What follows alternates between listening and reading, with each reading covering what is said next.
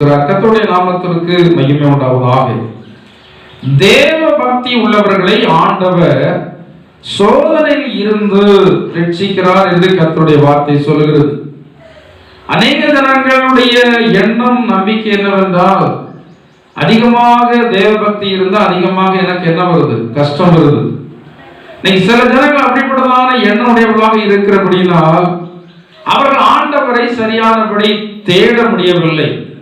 இன்னைக்கு அநேகரால் ஜெபிக்க முடியவில்லை, அநேகரால் ஆண்டுடைய நாமத்தை ஆராதனை செய்ய முடியவில்லை. அநேக ஜனங்கள் அவர்கள் எண்ணுகிறதான காரியம் என்னவென்றால், நான் ஆண்டவரை நெருங்கி சேர சேர எனக்கு சங்கடங்கள் தான் அதிகமாகிறது என்று. ஆனால் கர்த்தருடைய வார்த்தை சொல்கிறது, தேவ பக்தி உள்ளவர்கள் சோதனையில் இருந்து என்ன செய்வார்கள், ரட்சிக்கப்படுவார்கள். வேத புத்தகத்திலே அநேக தேவனுடைய பிள்ளைகளுடைய சரித்திர சம்பவங்கள் எல்லாம் எழுதி வைக்கப்பட்டிருக்கிறது. அநேக தேவனுடைய பிள்ளைகளுடைய வாழ்க்கையை பார்க்கும்போது சோதனை நேரத்துல, இக்கட்டின் வேளையில மனிதர்கள் கைவிடுறாங்க, ஆனால் ஆண்டவர் கைவிடவே இல்லை. ஆண்டவர் கைவிடவே இல்லை. நாம் ஆண்டவருடைய செயல்களை முதலாவது நன்றாக அறிந்து கொள்ள வேண்டும். முதலாவது, தேவன் உங்கள் வாழ்க்கையில செய்கிறதான செயல்களையே நீங்கள் அறிய முடியாவிட்டால் ஆண்டு பூமியில செய்கிற எந்த செயல்களையுமே நீங்கள் அறிந்து விட முடியாது. நீங்கள் தேவனுடைய பிள்ளைகள். தேவனுடைய பிள்ளைகளாக இருக்கிறதா நீங்கள் உங்கள் வாழ்க்கையிலே ஆண்டு உங்களை எப்படியெல்லாம் நடத்தி கொண்டு வருகிறார், இதை நீங்கள் நன்றாக அறிந்து கொண்டு இருந்தால்தான் நீங்கள் தொடர்ந்து ஆண்டவரை அதிகமாக நம்ப முடியும், தொடர்ந்து ஆண்டவருக்காக வாழ முடியும். அநேக ஜனங்கள் பல ஆண்டுகள் ஆண்டவரை அறிந்து ஆண்டவரை தேடினதற்கு பிறகும் 20 வருடம் ஆகிவிட்டது, 25 வருடம் ஆகிவிட்டது. ஆனா அவருடைய இருதயம் இப்ப சொல்லுகிறது, நான் ஆண்டவரை எவ்வளவோ தேடுகிறேன், எனக்கு ஒரு நன்மையுமே இல்லை. நான் ஆண்டவர் மேல எவ்வளவோ பக்தி உள்ளவனாய் இருக்கிறேன், அதிகாலையில் எழும்புகிற 5 மணிக்கெல்லாம் ஆண்டவரை தேடுகிறேன், ஆனால் நான் எதிர்பார்க்கிறதான நன்மைகள் என்னுடைய வாழ்க்கையில இல்லை என்று சொல்லி அநேகர் சொல்லுகிறத நான் கேள்விப்படுகிறேன். குறைந்த அறிவுள்ளதான நானே அவருடைய வாழ்க்கையில் அநேக விதமான காரியங்களை நான் அறிந்திருக்கிறேன். அப்படி யார் சொல்கிறார்களோ, சொன்னதான ஜனங்களுடைய முன்னடவடிகளை நான் ஆராய்ந்து பார்க்கும்போது ஆண்டவர் நீதியின்படிதான் அவர்களை இப்படிப்பட்டதான வழிகளில் என்ன செய்ய நடத்துகிறார். ஆண்டவர் இயேசு அவர் நீதி தவறாத மனிதர்களாகிய நாம் எல்லாருமே நீதி தவறுகிறவர்கள் தான். அப்படிதானே? நம்ம எல்லாம் அநீதிமான்கள், நம்ம எல்லாம் நீதிமான்கள் அல்ல. ஆனால் நீதிமான்கள் ஆகும்படியாக பிரயாசப்படுகிறோம், நீதிமான்கள் ஆகும்படியாக செயல்பட விரும்புகிறோம். ஆனால் ஆண்டவர் ஒருவர் தான் நீதிபரர். மற்ற எல்லா ஜனங்களும் அநீதியாகத்தான் எண்ணுகிறார்கள், அநீதியாகத்தான் பேசுகிறார்கள், அநீதியாகத்தான் நடக்கிறார்கள். இதுல கிறிஸ்தவ ஜனங்களும் உள்ளடக்கமாகத்தான் இருக்கிறார்கள். நான் என்னுடைய இத்தனை வயதுல அறிந்ததான காரியத்தின்படி அநேக ஜனங்கள் நியாயம் இல்லாமல் நடந்துவிட்டு அநீதியாக ஜீவித்து விட்டு பல வருடங்கள் ஆனதற்கு பிறகு அவர் நினைக்கிறாங்க, நான் இவ்வளவு நாள் ஆண்டவரை தேடினேன், எனக்கு ஒரு நன்மையுமே நடக்கவில்லையே என்று சொல்லி அவர்கள் நினைக்கிறார்கள். ஆண்டவர் இயேசு அவர் நீதிபரர்.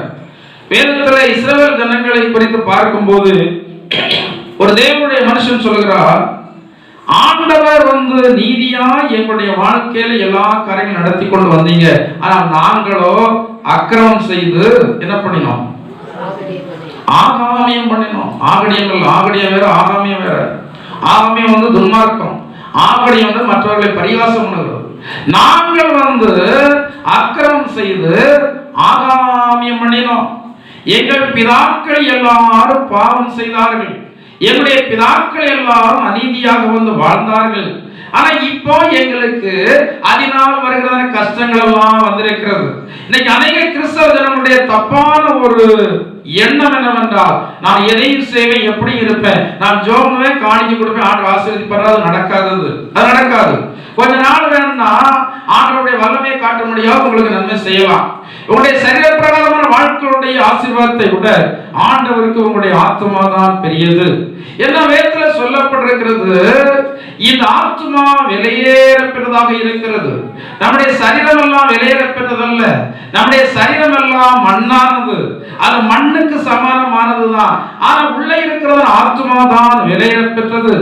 இந்த ஆத்துமாவை ஆண்டவர் மீட்டெடுக்கும்படியாக அவர் நேசிக்கிறதான தேவனுடைய பிள்ளையிடத்துல அவர் அவ்வளவு பாடுபடுகிறார். ஒரே அடியாக அடிக்க முடியவில்லை. ஏனென்றால் ஆண்டவர் மீது அன்பு வைத்திருக்கிறார். சின்ன சின்ன கஷ்டங்களை கொடுத்து எப்படியாயும் என் மகள் திருந்தி விட மாட்டாளா, இந்த நாள்ல திருந்தி விட மாட்டாளா, என்ன ஒரு மாதத்துல திருந்திடுவா, என்ன ஒரு வாரத்துல திருந்திடுவா, ஒரு மாதத்துல திருந்திடுவா, ஒரு வருடத்துல திருந்திடுவா என்று சொல்லி ஆண்டவர் பார்க்கிறார். ஆனா கொஞ்சம் கூட தேவனுடைய வார்த்தைகளை இருதயத்துல ஏற்கிறதான மனப்பக்குவம் இல்லை.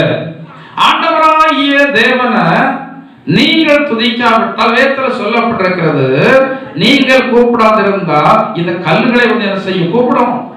நான் ஆண்டவர் துதிக்கிறபடினால அவர் என்னை ஆசீர்வதித்து விடுவார். நான் என்ன நாளும் செய்வேன். வாரத்தில் 6 நாட்களும் தேவனுக்கு பிரியமில்லாத செயல்பாடுகள் தான். 7வது நாள் ஆண்டுடைய சன்னிதானத்தில் வந்தால் அங்க ஒரு பக்தியுடைய வேஷத்தை போட்டு விடுவது. நேர மடங்கால நிற்கிறாங்க, 2 கை கூப்பி நிற்கிறாங்க, அப்படியே கையை விரித்து விடுறாங்க, அப்படியே ஆண்டவர் ஆராதனை பண்ண இதெல்லாம் தேவைதான்.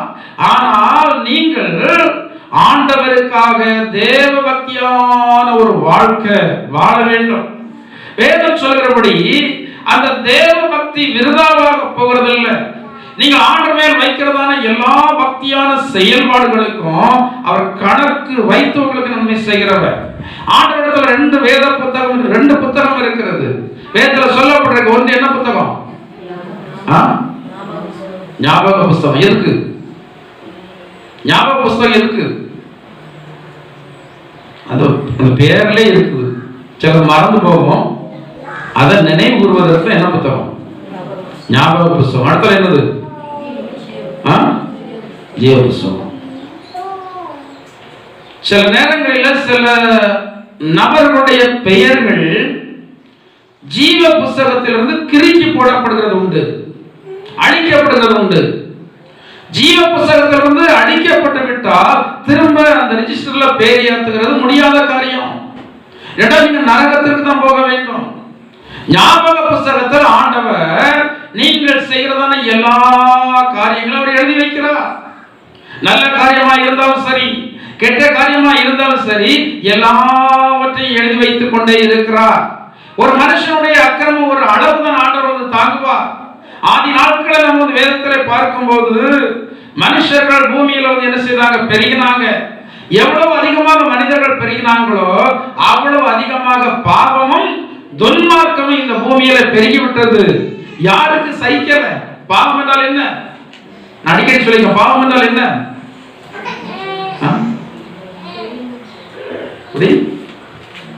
ஆனா எதை பாவமா எடுக்கிறார்? ஆனா எவ்வளவு அன்புள்ள தெய்வம் தெரியுமா? ஆண்டவர் அறியாத மனுஷன் மேல் கூட ஆண்டவருக்கு அன்பு இருக்கிறபடினால நீங்க ஆண்டவர் அறியாத ஒரு மனுஷனுக்கு தீமை செய்தாலும் ஆண்டவர் விடுறது இல்லை. இதுதான் தேவனுடைய அன்பு. ஏனென்றால் மனுஷன் தேவனுடைய சாயலாக வந்து சிருஷ்டிக்கப்பட்டிருக்கிறான். அதுல கிறிஸ்தவன், முஸ்லிம், இந்து என்பது ஒரு வேறுபாடு கிடையாது. எல்லா மனிதர்கள் தான். எந்த மனிதனுக்கு நீங்கள் தீமை செய்தீர்களோ அவன் தேவனுடைய சாயலாக இருக்கிறபடினால அந்த மனுஷனுக்கு செய்கிறதான எல்லா இடையூறுகளோ அது பாவமாக கருதப்படுகிறது. கிறிஸ்தவர்களுக்கு விரோதமாக மட்டுமல்ல, ஆண்டவர் அறியாத ஜனங்களுக்கு விரோதமாக நீங்கள் செய்கிறதான செயல்பாடுகளும் பாவமாகத்தான் கருதப்படுகிறது. நேரடியாக ஒரு மனுஷன் தேவனுக்கு வந்து ஒரு கேடு செய்து விடுகிறது அல்ல, ஆனால் மனிதனுக்கு நேரடியாக கேடு செய்து கொண்டே இருக்கிறான். அவன் கேடு செய்து நினைக்கிறான். என்ன கேட்பதற்கு யாருமே, ஒரு பணக்காரனை கேட்பதற்கு யாருமே மனுஷர்கள் கேட்க முடியாது. ஒரு அரசியல் செல்வாக்கு உள்ளவனை யாருமே கேட்க முடியாது. அவன் நினைச்சதெல்லாம் வந்து என்ன செய்வான்? ஆள்பலம் உள்ளவங்க, பணபலம் உள்ளவங்க, அவங்க வந்து அவங்க சக்தினால எல்லா காரியங்களையும் செய்வாங்க. ஆனா ஆண்டவர் ஒருவருக்கு எந்த மனுஷனாலும் பதில் சொல்ல, எந்த மனுஷனாலும் பதில் சொல்ல முடியும். எவ்வளவு பெரிய ஆளா இருக்கட்டும், எவ்வளவு பெரிய செல்வாக்கு பெற்றவனாக இருக்கட்டும், எவ்வளவு பெரிய பணபல படைத்தவனாக இருக்கட்டும், ஆண்டவர் நினைத்ததான காரியம் மட்டும்தான் ஒரு தேவனுடைய பிள்ளைகள் மீது என்ன செய்யும்? நடைபெறும். அந்த விசுவாசம், அந்த நம்பிக்கை இருக்கிறபடினால தான் நாம் தைரியமாக இந்த பூமியில ஜீவித்து வருகிறோம். நாம் சேவிக்கிறதான தேவன் நம்மை நிராதரவாக விட்டுவிடுகிறதான தேவன் அல்ல. ஆனால் நீங்கள் செய்கிறதான எல்லா செயல்பாடுகளும் எந்த புத்தகத்தில் எழுதப்படுகிறது? ஞாபக புஸ்தகத்துல. ஒரு அளவு நிறைஞ்சிட்டு வைங்களேன், அப்புறம் ஞாபக புஸ்தகம் தேவையில்லை. ஞாபக புஸ்தகம் யாருக்கு? ஞாபக புஸ்தகம் பரலோகத்தில் போக வேண்டியவர்களுக்கு. ஞாபக புஸ்தகம் யாருக்கு? ஓரளவு அக்கிரமத்தை செய்தவனுக்கு. ஒருத்தன் நிறைய அக்கிரமத்தை செய்து விடுவானா திரும்ப இவனுக்கு எந்த நன்மையை ஆண்டவருக்கு செய்ய வேண்டியது அவசியம் இல்லை. ஏனென்றால் இவன் போகக்கூடியதான இடம் எங்க? இவன் போக வேண்டியதான இடம் நரகம். ஜீவ புஸ்தகத்துல இன்னைக்கு உங்களுடைய பேரெல்லாம் எழுதப்பட்டிருக்கிறது. அந்த பேர் என்ன செய்யக்கூடாது? கிறுக்கப்பட்டு விடக்கூடாது, அழிக்கப்பட்டு விடக்கூடாது, அடிக்கப்பட்டு விடக்கூடாது. அப்படி அடிக்கப்பட்டு விட்டதானால் நீங்கள் கர்த்தருடைய ஆசீர்வாதத்தை இழந்து போய்விடுவீர்கள். இந்த பூமியில மட்டுமல்ல, மறுமையில் அந்த ஆசீர்வாதத்தை நீங்கள் இழந்து போய்விடுவீர்கள். தேவ பக்தியாய் நாம் நடந்தால் சில கஷ்டங்கள் நாம் சகிச்சுதான். நீங்கள் 2 தீமோத்தேயு 3ஆம் அதிகாரம் 16வது வசனத்தை நீங்கள் எடுத்து வாசித்து பாருங்கள். ஒரு வசனம் இருக்கிற வாசிங்க. 2 தீமோத்தேயு 3:11. அந்தியோகியா, இக்கோனியா, லீஸ்திரா என்னும் பட்டணங்களில் எனக்கு உண்டான துன்பங்களையும் பாடுகளையும் நன்றாய் அறிந்திருக்கிறாய். எவ்வளவோ துன்பங்களை சகித்தேன். இவை எல்லாவற்றினின்றும் கர்த்தர் எங்களை நீங்களாக்கி விட்டார். ஏதோ சொன்னா 2 தீமோத்தேயு தானா? 1 தீமோத்தேயு பாருங்க. அந்தபடியே ஸ்திரீகளும். அங்க ஒரு வசனம் உண்டு, தேவ பக்தியாய் நடக்க மனதாய் இருக்கிறதான யாவரும் என்ன செய்வாங்க? நீங்க 12ஆம் வசனம் வாசிங்க. 3:12 வாசிங்க. 2 தீமோத்தேயு 3:12 வாசிங்க. அந்தியும் கிறிஸ்து இயேசுவுக்குள் தேவ பக்தியாய் நடக்க மனதாய் இருக்கிறதான யாவரும் துன்பப்படுவார்கள். உங்களுக்கு ஒரு கேள்வி வரலாம், நான் துன்பத்துல தப்ப முடியாததானே இங்க வந்திருக்கேன், ஆண்டவரிடத்துல வந்திருக்கேன். துன்பத்துல தப்ப முடியாத ஆண்டவரிடத்துல வந்திருக்கேன். ஆனா வேதம் இப்படி சொல்லி இருக்கிறதே, நாம் தேவபக்தியாக நடக்க மனதாய் இருக்கும் போது சில கஷ்டங்களை நாம அனுபவிக்கிறோம் அல்லவா? இந்த கஷ்டங்களை நாம அனுபவிக்கும் போது ஆண்டவருடைய அன்பு நம்ம மேல அதிகமாக பெருகிறது. தேவபக்தியாய் நடக்க மனதாய் இருக்கும்போது சில கஷ்டங்களுக்கு நாம் உட்பட வேண்டியது இருக்கிறது. வேதத்துல தானியேல், சாத்ராக், மேஷாக், ஆபேத்நேகோ என்பவர்களெல்லாம் பார்த்தால் தேவ மேல வைத்திருந்த பக்தியினால அவளுக்கு துன்பம் தேடி வந்தது. அந்த பக்தியை விட்டிருந்தா இவர்களுக்கு என்ன வந்திருக்காது? இந்த துன்பம் வந்திருக்காது. துன்பம் வந்திருக்காது. ஆண்டவர் இவர்களோடு இருக்கிறார் என்பதை ஜனங்களும் காண முடியாமல் போயிருக்கும். இந்த சாத்ராக், மேஷாக், ஆபேத்நேகோ என்பவர்கள் ஆண்டவர் பேர்ல மிக அதிகமாக நம்பிக்கை உள்ளவங்க, உறுதியான நம்பிக்கை உள்ளவங்க. தேவ பக்தி இக்கட்டான வேலைகளில், துன்பம் வருகிறதான வேலையில அது உறுதியா இருக்க வேண்டும். வேதத்துல தேவனுடைய பேர் அறிக்கை செய்திருக்கிறார் அல்லவா? விடுவித்தாலும் சரி, விடுவிக்காமல் போனாலும் சரி. இந்த இடத்துல வந்து கொண்டிருக்கிற தேவனுடைய பிள்ளைகளாகிய நீங்கள் முதலாவது தேவனை குறித்து நன்றாக அறிந்திருக்க வேண்டும். அப்போஸ்தலனாகிய பவுல் சொல்கிறார், நான் விசுவாசித்திருக்கிறேன் இன்னார் என்று. ஆண்டவர் யார் என்பது உங்களுக்கு தெரியுமா? நாம் வழிபடுகிற ஆண்டவர் இயேசு யார், அவர் எப்படிப்பட்டவர், அவருடைய குணநலன்கள் என்ன, அவருடைய வல்லமை என்ன, இவைகள் எல்லாம் அறிந்திருந்தால்தான் இந்த துன்பமான வேளையில நீங்கள் ஆண்டவரிலே உறுதியாய் நிற்க முடியும்.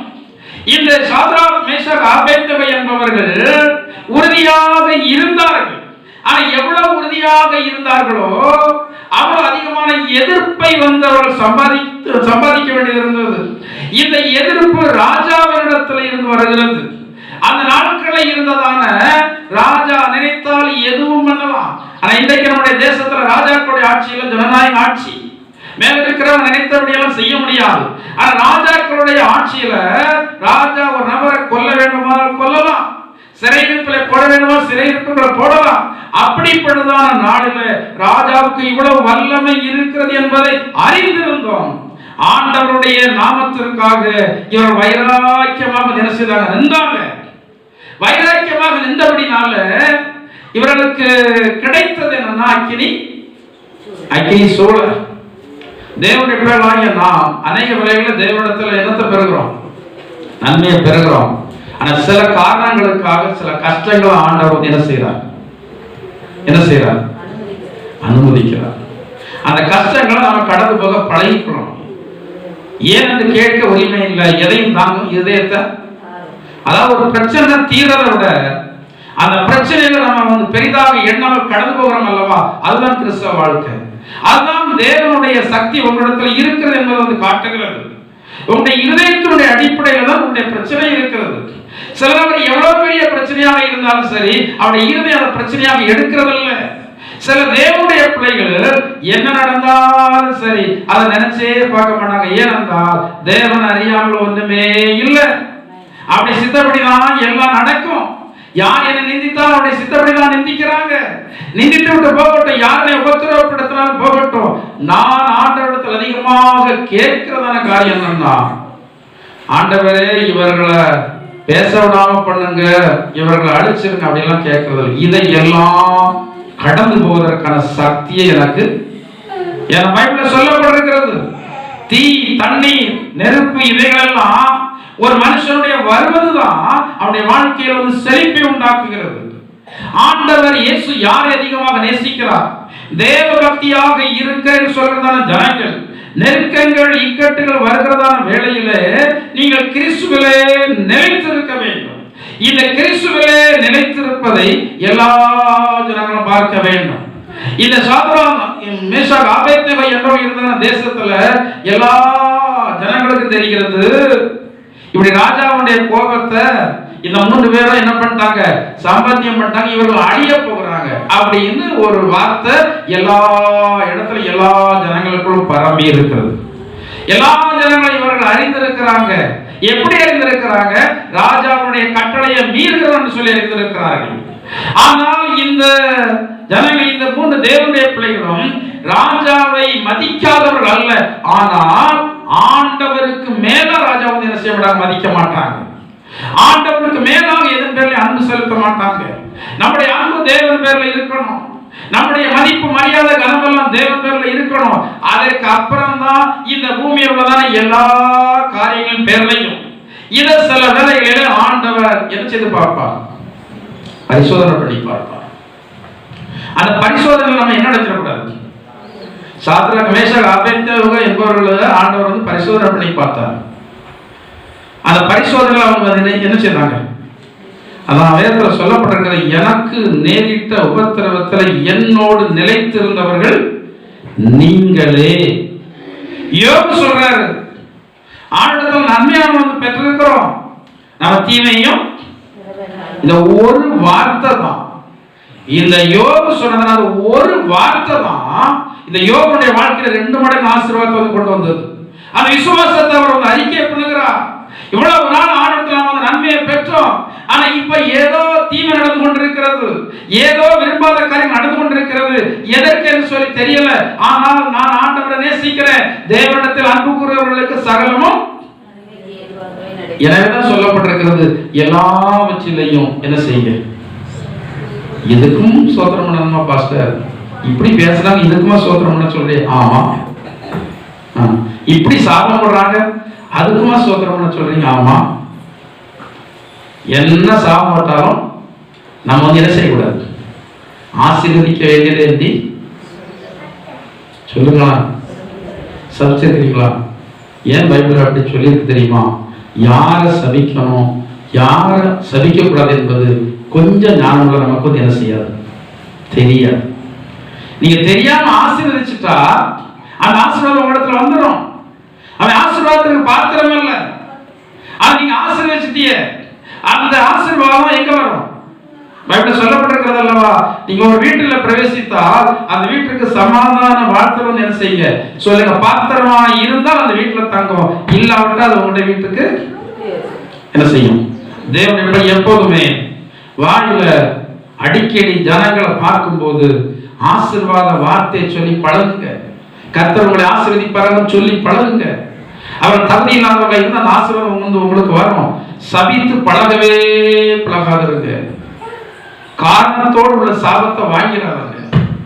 காரணம் இல்லாமல் இட்ட சாபம் தான் தங்காதே ஒழிய, காரணத்தோடு யாராவது சபிச்சு அந்த சாபத்தை வந்து என்ன செய்யறாங்க, வாங்கிறாங்க. ஏனென்றால் சாபம் அதிகமாகிறது நமக்கு ரொம்ப கேட்ட வந்து கொடுக்கும். பெரிய பணக்காரங்களை சாபத்தை வாங்கி அந்த பணத்தை நிம்மதி அனுபவிக்க முடியல. பெரிய வேலையில இருக்கிறவங்க எல்லாம் நிறைய சாபத்தை வாங்கி அந்த வேலை நிம்மதியாக உலகம் வந்து என்ன செய்ய முடியல, இருக்க முடியவில்லை. சில குடும்பங்களுடைய நிலைமையெல்லாம் பார்த்தா ரொம்ப ரொம்ப பரிதாபம். சமீபத்தில் ஒரு குடும்பம் பெரிய கோடீஸ்வரங்க, அவங்க கோடீஸ்வரங்க, ரொம்ப பெரிய கோடீஸ்வரங்க. 3 பையன், அது 2 பையன் வந்து நல்லா சரி கிடையாது. நல்லா சரி கிடையாதுன்னா கொஞ்சம் மைண்ட் சரி கிடையாது. மாத்திரையிலே உங்களுடைய காரியங்களும் ஓடிக்கொண்டிருக்கிறது. இருந்தது ஒரு பையன் தான் நல்ல பையன். அந்த பையன் ஹார்ட் அட்டாக் செத்துட்டான். ஏன்னா அந்த கோடிக்கணக்கான ரூபாய்க்கு அதிபதி யார் வரப்போறான்னு தெரியல, யார் வரப்போறான்னு தெரியல, எதிர்காலம் இல்லை. தாய் தகப்பன் உண்ணாம உடுத்தாம சேர்த்து வச்சாங்க. பல கோடி ரூபாய் இருக்கு. இப்போ செத்து போன பையனுடைய மனைவி வந்து சொத்துக்கு உரிமை பாராட்டுறா. குழந்தை கிடையாது. ஆனா அந்த பையன் உயிரோடு இருக்கும் போது இந்த பையனோட சமாதானம் கிடையாது. ஆனா சொத்துக்கு உரிமை பாராட்ட யாரோ ஒருத்தி வந்து உள்ள வர்றா. இவங்க உண்ணாம உடுத்தாம அனுபவிக்காம சேர்த்து வச்சதான பணங்கள், ஒரு டீ கூட அந்த நபர்கள் வாங்கி குடிக்க மாட்டாங்க. ஆனா அவ்வளவு கோடிக்கணக்கான ரூபாய் இருந்தாலும் சந்ததியில என்ன இல்லை, நிம்மதி இல்லை, சந்ததியில சமாதானம் இல்லை. வேற சொல்றது அல்லவா, இவன் பிள்ளைகளையும் என்னத்தை பார்க்கணும். ஜோன்றீங்களா என்னைக்காவது, ஆண்டவரே என் பிள்ளைகள் அவருடைய பிள்ளைகள் சமாதானத்தோடு சந்தோஷத்தோடு மகிழ்ச்சியோடு இருப்பதை நான் வந்து என்ன செய்யணும். சொல்றீங்களா? சந்தோஷத்தோடு இருக்கணுமா இருக்கண்டாமா, இருக்கணுமா இருக்கண்டாமா, சத்தமா சொல்லுங்க, இருக்கணுமா இருக்கண்டாமா. உங்க பிள்ளைகளை எதுக்கு நல்லபடி படிக்க வைக்கிறீங்க? நான் அதிக பணம் செலவழிச்சு இவங்க சாப்பிடாம கொள்ளாம உருட்டி பெரட்டி எடுத்து நம்ம பையனை நல்லபடி படிக்க வைக்கணும். சந்தோஷம் தான். எதுக்காக படிக்க வைக்கிறீங்க? இந்த பையன் நல்லா படிச்சு நல்ல ஒரு வேலையை பெற்று அவன் நல்ல வருமானம் வாங்கி சந்தோஷமா வாழட்டும். அதான் உங்களுடைய ஏம். ஆமாவா இல்லையா? பிள்ளைகளை வச்சு கேட்கிறேன், அதான் உங்களுடைய ஏம். சரி, நீங்க படிக்க வைக்கிறீங்க, பிள்ளைக்கு வந்து வேலை கிடைக்கிறது, அது வரைக்கும் ஓகே, தட்ஸ் ஆல். சரி, அது வரைக்கும் ஓகே. அடுத்தால என்ன வருது? அதுல என்ன வருது? திருமணம் வருது. அடுத்தால மகனுக்கு யார் வரா? ஏன் அந்த மகனும் மருமகளும் சந்தோஷமா இருந்தா ஏன் வந்து பெற்றோர்களாய் உங்களுக்கு பிடிக்கிறது இல்லை? ஏன் பிடிக்கிறது இல்லை? பிடிக்கணுமா பிடிக்கண்டாமா? எல்லாத்தையும் பார்த்தா கேட்கிறேன், யாரை குறித்து நீங்க நினைக்க வேண்டாம். உங்க மகன் சந்தோஷமா இருக்கணும், உங்க மருமகள் சந்தோஷமா இருந்தா தான் மகன் சந்தோஷமா இருப்பான். மகனை எதற்காக நீங்க பெற்றீங்க? ஆண்டவர் தந்தா. அந்த மகனை நீங்க வளர்த்தீங்க, எதற்காக வளர்த்தீங்க? நம்முடைய பையன் நன்றாக வளர்ந்து ஆளாகி சந்தோஷமா இருக்கணும், உங்க கண்பர்கள் சந்தோஷமா இருக்க வேண்டும் என்று சொல்லி தானே நீங்க வளர்த்தீங்க. பிறகு ஏன் அந்த பையன் வந்து சந்தோஷமாக இருக்கிறத ஒரு சூழ்நிலை வரும்போது ஏன் உங்களுக்கு விசனமா இருக்கிறது? ஏன் உங்களுக்கு விசனமா இருக்க வேண்டும்? ஒரு தேவனுடைய பிள்ளை விசனமா இருக்கலாமா? ஒரு தேவனுடைய பிள்ளை அடுத்த குடும்பம் வாழ்வதை பார்த்து சந்தோஷப்படணும். ஆண்டவர் அறியாத ஜனங்கள் கூட கஷ்டத்துல அவங்க குழப்பத்துல இருந்தா நான் அவரிடத்துல சொல்லுகிறது, நீங்க நல்லா இருக்கணும் நான் விரும்புறேன், நீங்க சமாதானமா இருக்கணும் நான் விரும்புறேன். அப்படி இருக்கிற வேளையில சபையில கடந்த ஒரு விசுவாசிகள் கிறிஸ்தவ ஜனங்கள் உங்களுடைய பிள்ளைகளுடைய பிள்ளைகள் சந்தோஷமும் சமாதானத்தோடு இருப்பதை நீங்கள் விரும்பினா ஜெபிப்பீங்க. நீங்க ஜெபிக்கிறது உண்மையான ஜெபமா இருந்தா அவர்களுடைய சந்தோஷம் தான் யாருடைய சந்தோஷம்? யாருடைய சந்தோஷம்? உங்களுடைய சந்தோஷம். அப்படியே அப்படி இல்லையா? என்ன நினைக்கிறீங்க? பிள்ளைகளுடைய சந்தோஷம் அப்படி நினைக்கிறீங்களா? என்னை பொறுத்தவரைக்கும் அப்படிதான். என் மகா சந்தோஷப்படாம எனக்கு இருந்தது. அவ கொஞ்சம் ஒரு மாதிரி இருந்தா எனக்கு சங்கடமா தான் இருக்கு. அவ கொஞ்சம் ஒரு மாதிரி இருந்தா எனக்கு சங்கடமா தான் இருக்கு. கொஞ்ச நாள் கழிச்ச உடனே இன்னொரு நபர் வருவான். அவ அவனை பார்க்கும்போது அவன் சந்தோஷமா இருந்தா எனக்கு சந்தோஷம், அவன் சங்கடப்பட எனக்கு சங்கடமா தான் இருக்கும். ஆனா இன்னைக்கு நிறைய பேர் அதை ஏற்றுக்கொள்ள முடியல. நிறைய கிறிஸ்தவ குடும்பங்கள் நான் பார்க்கிறேன். கிறிஸ்தவர்களுக்கு அந்த போதனை தேவபக்தி வந்து கிறிஸ்தவர்களுக்கு தான் வேணும். இந்த தேவபக்தி உங்களிடத்துல இருந்தா நீங்க உங்களுடைய பிள்ளைகளுடைய சந்தோஷத்தை சமாதானத்தை விரும்புவீங்க, அதற்காக ஜெபிப்பீங்க, அதற்காக பாடுபடுவீங்க, அதற்காக பிரயாசப்படுவீங்க. செய்யுங்க. அதற்காக நீங்கள் என்ன தியாகத்தினாலும் செய்வதற்கு ஆயத்தமா இருப்பீங்க. சிறு வயதிலே பிள்ளைகள் வந்து சிறு பிள்ளைகளாக இருக்கிற நேரத்துல தூக்கத்தை தியாகம் பண்ணினீர்கள் அல்லவா? இரவு நேரத்துல தூங்காதிருந்து பிள்ளைகளை கவனித்தீர்கள் அல்லவா? நேரத்துக்கு நேரம் வந்து அந்த பிள்ளைகளுக்கு ஆகாரம் கொடுக்க வேண்டும் என்பதற்காக உங்களுடைய காரியங்களை எல்லாம் ஒதுக்கி வைத்தீர்கள் அல்லவா? ஆனா இப்போ என்னாச்சு? பிள்ளைகள் வளர்ந்தது கூட என்னாச்சு? இப்பதான் பிள்ளைகள் வந்து சந்தோஷமா வந்து வாழணும். உங்க பிள்ளைகள் சந்தோஷமா வாழ்வதை ஆண்டு விரும்புறாரு. நீங்கள் விரும்புங்க. அவர்கள் மட்டுமல்ல, அவருடைய பிள்ளைகளும் சந்தோஷமா இருப்பதை நீங்க விரும்புங்க. அதற்காக வந்து என்ன செய்ய? ஜெபம் பண்ணுங்க. அதற்காக என்ன தியாகனாலும் பண்ணுவதற்கு நீங்க எப்படி இருக்கணும்? எப்படி இருக்கணும்? ஆயத்தமா இருக்கணும். பையனுக்கு மட்டுமல்ல. என் பையன் வந்து யாரு? தலை. பையனுக்கு வந்திருக்கிறத மனைவி யாரு?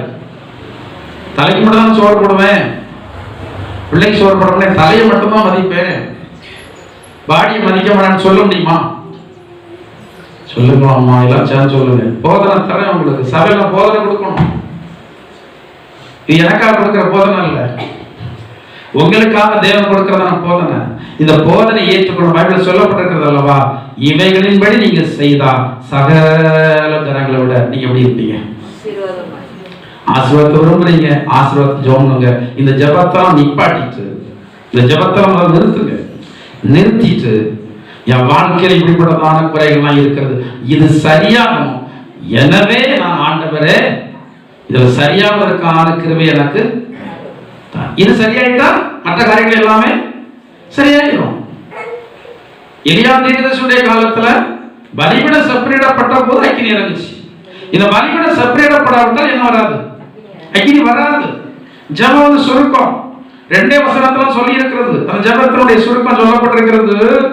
அவர் சொல்றாரு, நான் வந்து ஊழியக்காரன், இவைகளை எல்லாம் ஒரு வார்த்தை செய்தேன் என்பதை ஜனங்கள் அறியக்குள்ளதான் ஜெபம். ரொம்ப ஷார்ட்டான ஜெபம். ஆனா மற்ற ஜனங்கள் எல்லாரும் பாகவத தீர்க்கதரிசிகள் காலையில இருந்து சாயங்காலம் வரை ஜெபம் பண்ணிட்டு இருக்கிறாங்க. ஆனா ஒரு உத்தரவுமே இல்ல. உத்தரம் கிடைக்கலன்னு சொன்ன உடனே என்ன வந்துச்சு? கோபம் வருது, வேகம். தங்களை தாங்களே கிழித்துட்டாங்க. இப்படிதான் இன்னைக்கு கிறிஸ்தவனுடைய வாழ்க்கை இருக்கிறது. ஜெபத்திற்கு பதில் கிடைக்கலன்னு உடனே தங்களை தாங்களே கிழிக்கிறது மாதிரி கோபப்படுறாங்க, பேசுறாங்க. ஆண்டுடைய வல்லமையை வந்து ரொம்ப குறைவாக நினைக்கிறாங்க. ஆண்டுடைய வல்லமை இன்றைய வரைக்கும் குறைந்து போகவே இல்லை, அது அப்படியே தான் இருக்கிறது. ரட்சிக்கப்படாதபடி கர்த்தருடைய கரம் குறுகி போகவில்லை, கேட்கப்படாதபடி அவருடைய செவி மந்தமாகவும் இல்லை, அவர் கேட்டுட்டே தான் இருக்கிறாரு. ஏன் உங்களுடைய ஜெபம் வந்து ஆண்டுடைய சன்னிதானத்தில் அங்கீகரிக்கப்படவில்லை? அழுகிறீங்க, அழுதாலும் கேட்கல. ஏன் அழுதாலும் கேட்கல? ஏன் அழுதாலும் ஏன் கேட்கல? நீ 10 பேர் அழ வச்சுட்டு ஒரு ஆள் அழுதுட்டு இருக்க. ஒரு மூலமா அழுது எத்தனை பேர்? எத்தனை பேர்? ஒரு சுமார் எண்ணிக்கை நான் சொல்றேன். உண்மையிலுமா அழுது 10 பேர். ஆனது 10 பேருடைய அழுகையை பார்ப்பாரா, ஒரு ஆளுடைய அழுகையை பார்ப்பாரா? சொல்லுங்க. 10 பேருடைய அழுகை எங்க போச்சு? வேதத்தில் சொல்லப்பட்டிருக்கிறது அல்லவா? கண்ணீர் எல்லாம் எங்க வச்சிருக்கிறாரு? கவனமா இருக்கணும் கர்த்தருடைய பிள்ளைகள், கவனமா இருக்கணும், ஜாக்கிரதையாக இருக்கணும். கர்த்தருடைய வார்த்தையை சொல்றேன். உங்க மூலமாக கண்ணீர் வந்து தேவனுடைய சன்னிதானத்தில் சேரக்கூடாது. வேதத்தில் சொல்லி இருக்கிறது, கிறிஸ்தவனுடைய கண்ணீர் மட்டுமல்ல, தப்பா நினைச்சிடக்கூடாது. கிறிஸ்தவனுடைய கண்ணீர் மட்டுமல்ல, எளியவர்களுடைய கண்ணீர், வேதவிகளுடைய கண்ணீர், இவைகள் எல்லாம் கர்த்தருடைய கணக்கில் இருக்கும், துருத்தியில இருக்கும். ஏற்ற வேலை வருவது உங்கள் மீது ஊற்றப்படும். அது வெறும் கண்ணீராக இருக்காது, அது பயங்கர அக்கினியாக இருக்கும், பயங்கர சாபமாக இருக்கும். எனவே தேவனுடைய பிள்ளைகளாகிய நீங்கள் எனக்கு பயப்படுறீர்களோ பயப்படலையோ அதை விட்டுறேன். தேவனுடைய வார்த்தைக்கு நீங்க வந்து என்ன செய்ய? நான் சொல்லுகிற அத்தனையுமே தேவனுடைய வார்த்தையில இருந்துதான் நான் சொல்லுகிறேன். தேவபக்தியா இருக்கிறேன்னு சொல்லி நீங்கள் வெறும் ஜெபம், வெறும் கண்ணீர், வெறுமையான உபவாசம், ஆண்டவருக்கு நான் கொடுக்கிறேன், இதோடு நீங்கள் நின்று விட்டீர்களானா உங்களுடைய வாழ்க்கையில எந்த ஆசீர்வாதம் வரப்போகிறதே இல்லை. கடைசி வரைக்கும் நீங்கள் இளம் காத்த கிளிய போல நீங்கள் ஏமாந்துதான் போவீர்கள். வேதம் தெளிவாக சொல்லி இருக்கிறது, நீ இவைகளின்படி செய்தால் சகல ஜனங்கள் நான் ஆசீர்வாதம் வைப்பேன். மற்றவங்க உன்னை ஆள மாட்டாங்க, நீ தான் மற்றவங்க வந்து என்ன செய்வார்? ஆளுவர். குறிப்பிட்டதான நாட்கள் வரைக்கும் நீ சங்கடத்தை அனுபவித்ததான் ஆக வேண்டும். யோசேப்பு சங்கடத்தை அனுபவித்தான் அல்லவா? அதை வந்து ஏற்றுக்கொண்டான், சிறைச்சாலை வந்து ஏற்றுக்கொண்டான். அவன் அதுல இருந்து தானாக விடுதலை அடைய அவன் வந்து என்ன செய்யல? பிரயாசப்படல. நேரம் வந்தது. ராஜா, அதுதான் கர்த்தருடைய மேன்மை. ராஜா ஆள் அனுப்பி யோசேப்பை சிறைச்சாலையில் இருந்து தீவிரமாக அழைத்துக் கொண்டு வர சொல்லி சொன்னான். தீவிரம், ரொம்ப வேகமாக. கர்த்தருடைய வேலை வரும் என்றால் மிக தீவிரமாக ஆண்டு காரியத்தை நடப்பிப்பார். ஆனா கர்த்தருடைய வேலையை நம்ம அறிய முடியல. பைபிள் சொல்லப்பட்டிருக்கிறது அல்லவா, கொக்கும் தகைவிலான் குருவியும் தான் வரத்தக்க காலத்தை அறியும். என் ஜனங்களோ வேலைகள் என்ன செய்யறது, வேலையே தெரியல. என்ன செய்யணும், என்ன செய்யணும்? சும்மா இருக்கணும். ஒண்ணும் தெரியலன்னா சும்மா தான் இருக்கணும். அப்படியே அப்படி இல்லையா? ஒண்ணும் தெரியாம தெரிஞ்ச மாதிரி காரியத்தை செய்கிறது அத்தனை என்னதான் நஷ்டம் தான். அவ்வளவு நஷ்டம் தான். நமக்கு வேலை தெரியல, வேலை தெரியல. ஆண்டவரே நீங்க தான் எனக்கு வேலையை தரணும். நம்முடைய வாழ்க்கையில உயர்வுவதற்கு பிரசங்கி அவர் சொல்றார், சாலமோன் ஞானி சொல்றாரு, தேவ செயலும் வேலையும். அந்த வேலையைத்தான் ஜனங்கள் சொல்றாங்க என்ன நேரம்? நல்ல நேரம். தேவன் வச்சிருக்கிற நல்ல நேரத்தை ஒரு மனுஷனால் கண்டுபிடிக்க முடியுமா என்ன? பைபிள் சொல்லப்பட்ட தேவனுடைய செயல் மனுஷன் கண்டுபிடியான்னு சொல்லியிருக்கு. தேவனுடைய செயல் மனுஷன் வந்து கண்டுபிடிக்க முடியாது. எங்கவே கிடைச்சாலும் ஒண்ணு நமக்கு தெரியாது. நாம செய்ய வேண்டிய ஆண்டவரே, நான் உமக்கு காத்திருக்கிறேன், நம்முடைய வேலைக்கு காத்திருக்கிறேன், நீங்க எனக்கு உதவி செய்ய ஒத்தாசை செய்ய என்றால் அவருடைய வேலை வரும்போது அவர் நமக்கு ஒரு உந்துதல் சக்தியை தருவார், அடையாளத்தை படுத்துவாரு. என் மகன் என் மகள் என்னுடைய வேலைக்காக காத்திருக்கிறாளே, என்னுடைய வேலை வர்றதுக்கு முன்னாடி செய்யக்கூடாதுன்னு சொல்லி காத்திருக்கிறாளே என்று சொல்லி அவர் வந்து தீவிரமாக நடப்பிப்பார். அந்த நேரத்தில் உங்களுக்கு அடையாளப்படுத்துவார். நான் தான் இந்த காரியத்தை செய்கிறேன்னு சொல்லி அடையாளப்படுத்துவார்.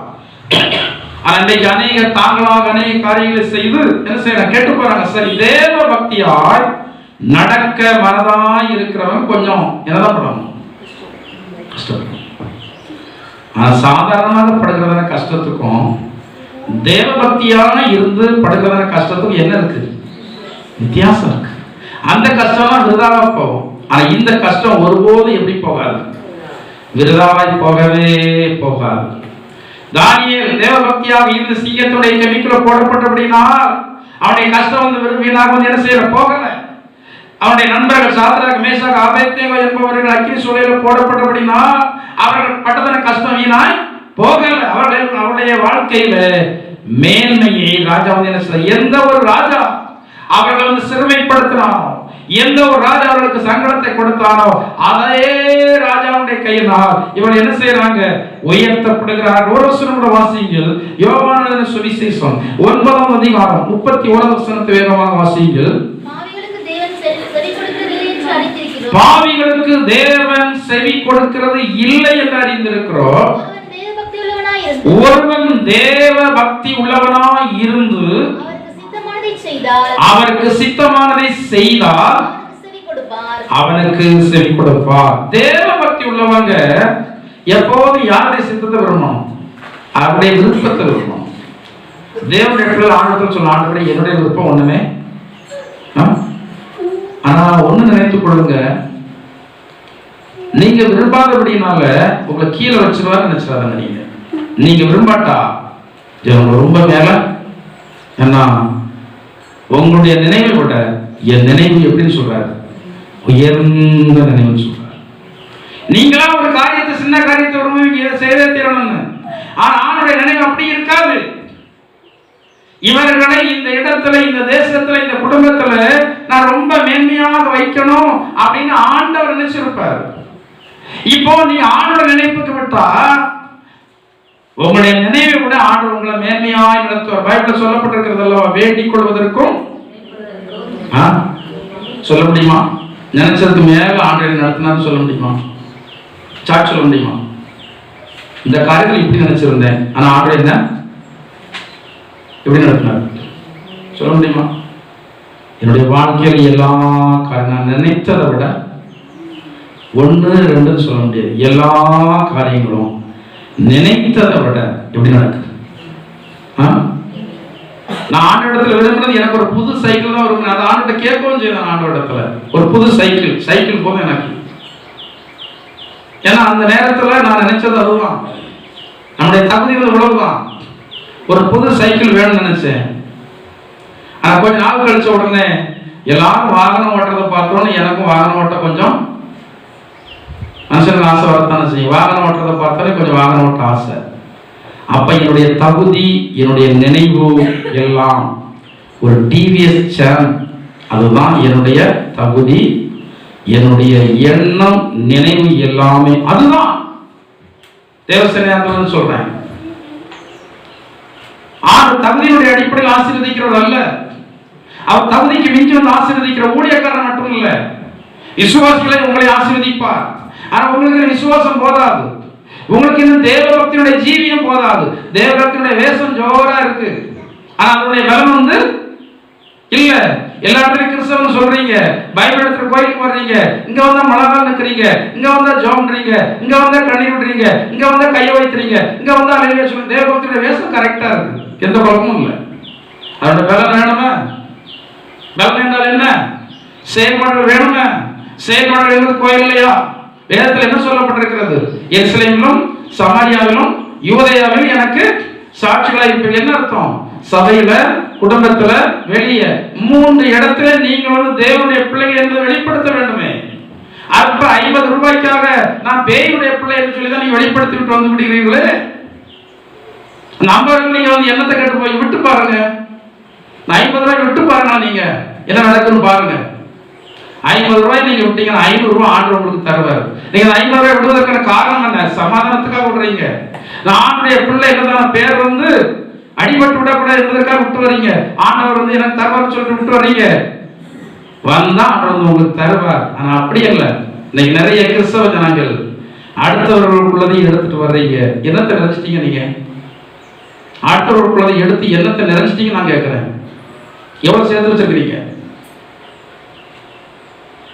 உங்க கையில தர்றத ஆண்டவர் மருத்துவ செலவு இல்லாமல் பாதுகாத்து தந்தால் அது போதும். இருங்க, போதும் என்று சொல்கிறதான தேவபக்தியே மிகுந்த, அதுதான் மிகுந்த ஆசீர்வாதம், அதுதான் மிகுந்த ஐஸ்வர்யம். ஆனா இது இல்லாமல் அங்குள்ள வேணும், இங்குள்ள வேணும், அது வேணும், இது வேணும், நீங்க எடுத்துடலாம். என்ன செய்ய முடியாது? லோத்து எடுத்தான். யாருக்குள்ளத எடுத்தான்? அனுபவிக்க முடிஞ்சதா? வெறுமையா போனான், வெறுமையா போனான். அவனால் அனுபவிக்க விட்டு கொடுத்து தான் பாருங்க, விட்டு கொடுத்து பாருங்க. நான் என்னுடைய வாழ்க்கையில் எவ்வளவோ விட்டு கொடுத்து நடந்து பழகினேன். தெரியாதவங்க சொல்லுவாங்க, இவர் மற்றவங்களுக்குள்ளதான் அபகரிச்சிருக்கிறாருன்னு. ஆண்டவர் தெரியும். தேவசேனையாளர் சொல்றேன், நான் எப்போதும் ஒரு 5 ரூபாய் கூட அடுத்தவங்களுடைய பணம் நியாயம் இல்லாமல் வந்து விடக்கூடாதுன்னு நினைக்கிறதான் கொள்கையுடையவர். 5 ரூபாய் கூட. ஏனென்றால் நான் யாருக்கு பதில் சொல்லணும்? நான் 5 ரூபாய் வந்து அடுத்தவர்களுக்குள்ள எடுத்துட்டேன்னா ஆண்டவர் எனக்கு தரப்போகிறதாங்க 100 ரூபாய் நான் இழக்க போகிறேன்னு அர்த்தம். அந்த கொள்கை வந்து எனக்கு உண்டு. எனவே நான் எவ்வளவு இழந்தாலும் சரி, இழந்ததற்கு அதிகமாக ஆண்டவர் வந்து எனக்கு என்ன செய்திருக்கிறார்? ஆபிரகாம் விட்டு கொடுத்தான். ஆபிரகாமுக்கு யார் ஒண்ணும் விட்டு கொடுத்த பிறகு ஆண்டவர் சொன்னார், இந்த ஆபிரகாம் பார்த்து. அது வரைக்கும் ஆண்டவர் சொல்ல அந்த வாக்குத்தத்தத்தை ஒன்னால எவ்வளவு நடக்க முடியுமோ. நமக்கு இந்த வாக்குத்தத்தம் தந்தா ராத்திரி என்ன செய்ய மாட்டோம்? நடந்தே செத்து போயிடும் தானே. ஆண்டவர் சொல்லிட்டாரு, நீ எவ்வளவு நடக்கணுமோ, உன் காலடி படுகிறதான இடம் எவ்வளவு மேன்மையான ஆசீர்வாதம் பாருங்க. எதுக்காக கொடுத்தாரு? அந்த ஆபிரகாமுக்கு அவருடைய வார்த்தையின்படி அவன் நடந்தபடினால கொடுத்தாரு. சூழ்நிலையை பார்க்காதங்க, மனுஷனை பார்க்காதங்க. மிரட்டுகிற மனுஷனை வந்து பார்க்க, அதெல்லாம் அடக்கிடுவாரு. யார் அடக்கிடுவா? ஆண்டவர் அடக்கிடுவாரு. காரணத்தக்கார அடக்கும். ஒரு உங்களை அடக்கி கொண்டிருக்கலாம், உங்களை அடக்கி ஆண்டு கொண்டிருக்கலாம். ஆனா கர்த்தர் அடக்கும் போது அடங்கித்தான் போட்டுருவார். ஒரு பெரிய பிரேக்கா போட்டுருவார். அப்புறம் அந்த பிரேக்கை எடுக்க மாட்டார். சிலர் பிரேக்கா தான் இருக்கணும். அவங்க சாம நினைக்காதன்னு சொல்றது கர்த்தருடைய வார்த்தையை சொல்றேன். அப்புறம் அவங்க என்ன செய்ய முடியாது? அசைய முடியாது, அசைய முடியாது. கணவன் மனைவி அடக்கினாலும் அப்படிதான், மாமியார் மருமகள் அடக்கினாலும் அப்படிதான், யார் மருமக மாமியார் அடக்கினாலும் அப்படிதான், யார் அடக்கினாலும் அப்படிதான். கர்த்தர் வந்து என்ன செய்வார்? கர்த்தர் குறுக்கிடுவார். சில சம்பவங்கள்லாம் ரொம்ப கஷ்டமா இருக்கும். ஒரு கணவன் மனைவி இருந்தாங்க. அந்த மனைவி அவ விருப்பப்படி ஒரு 100 ரூபாய் கணவனுடைய ரூபாய் எடுத்து அனுபவிக்க முடியாது. கையில் வர வருமானத்துல எப்போதும் லாக் பண்ணி தான் வச்சிருப்பாரு. இது பெரிய குடும்பம் இல்ல. கணவனுக்குரியது எல்லாம் யாருக்கு தான் சொல்லுங்க? கணவனா இருக்கவங்க சொல்லுங்க. கணவனுக்குரியது எல்லாம் யாருக்கு தான்? என்ன நினைக்கிறீங்க? கிறிஸ்தவ திருமணத்துல என்ன கொடுக்காங்க? என்ன மாதிரி இருக்கிறீங்க? டைம் ஆயிட்டா. கணவனுக்குரியது எல்லாம் யாருக்கு தான்? மனைவிக்கு தான். அவன் மனைவிக்கு அது உரிமை இருக்கா இல்லையா? எங்க வீட்டுல லாக்கப்பே கிடையாது. எவ்வளவு ரூபாய் லட்சம் ரூபாய் இருந்தாலும் சரி, அது எப்படிதான் கிடக்கும்? சும்மா தான் கிடக்கும். லட்சம் ரூபாய் தான் சும்மா தான் இருக்கும். அது யாருக்குரியது? எனக்குரிய மனைவிக்குரிய, எனக்குரிய பிள்ளைக்குரியது. இடத்த எடுத்துட்டு போறாங்க.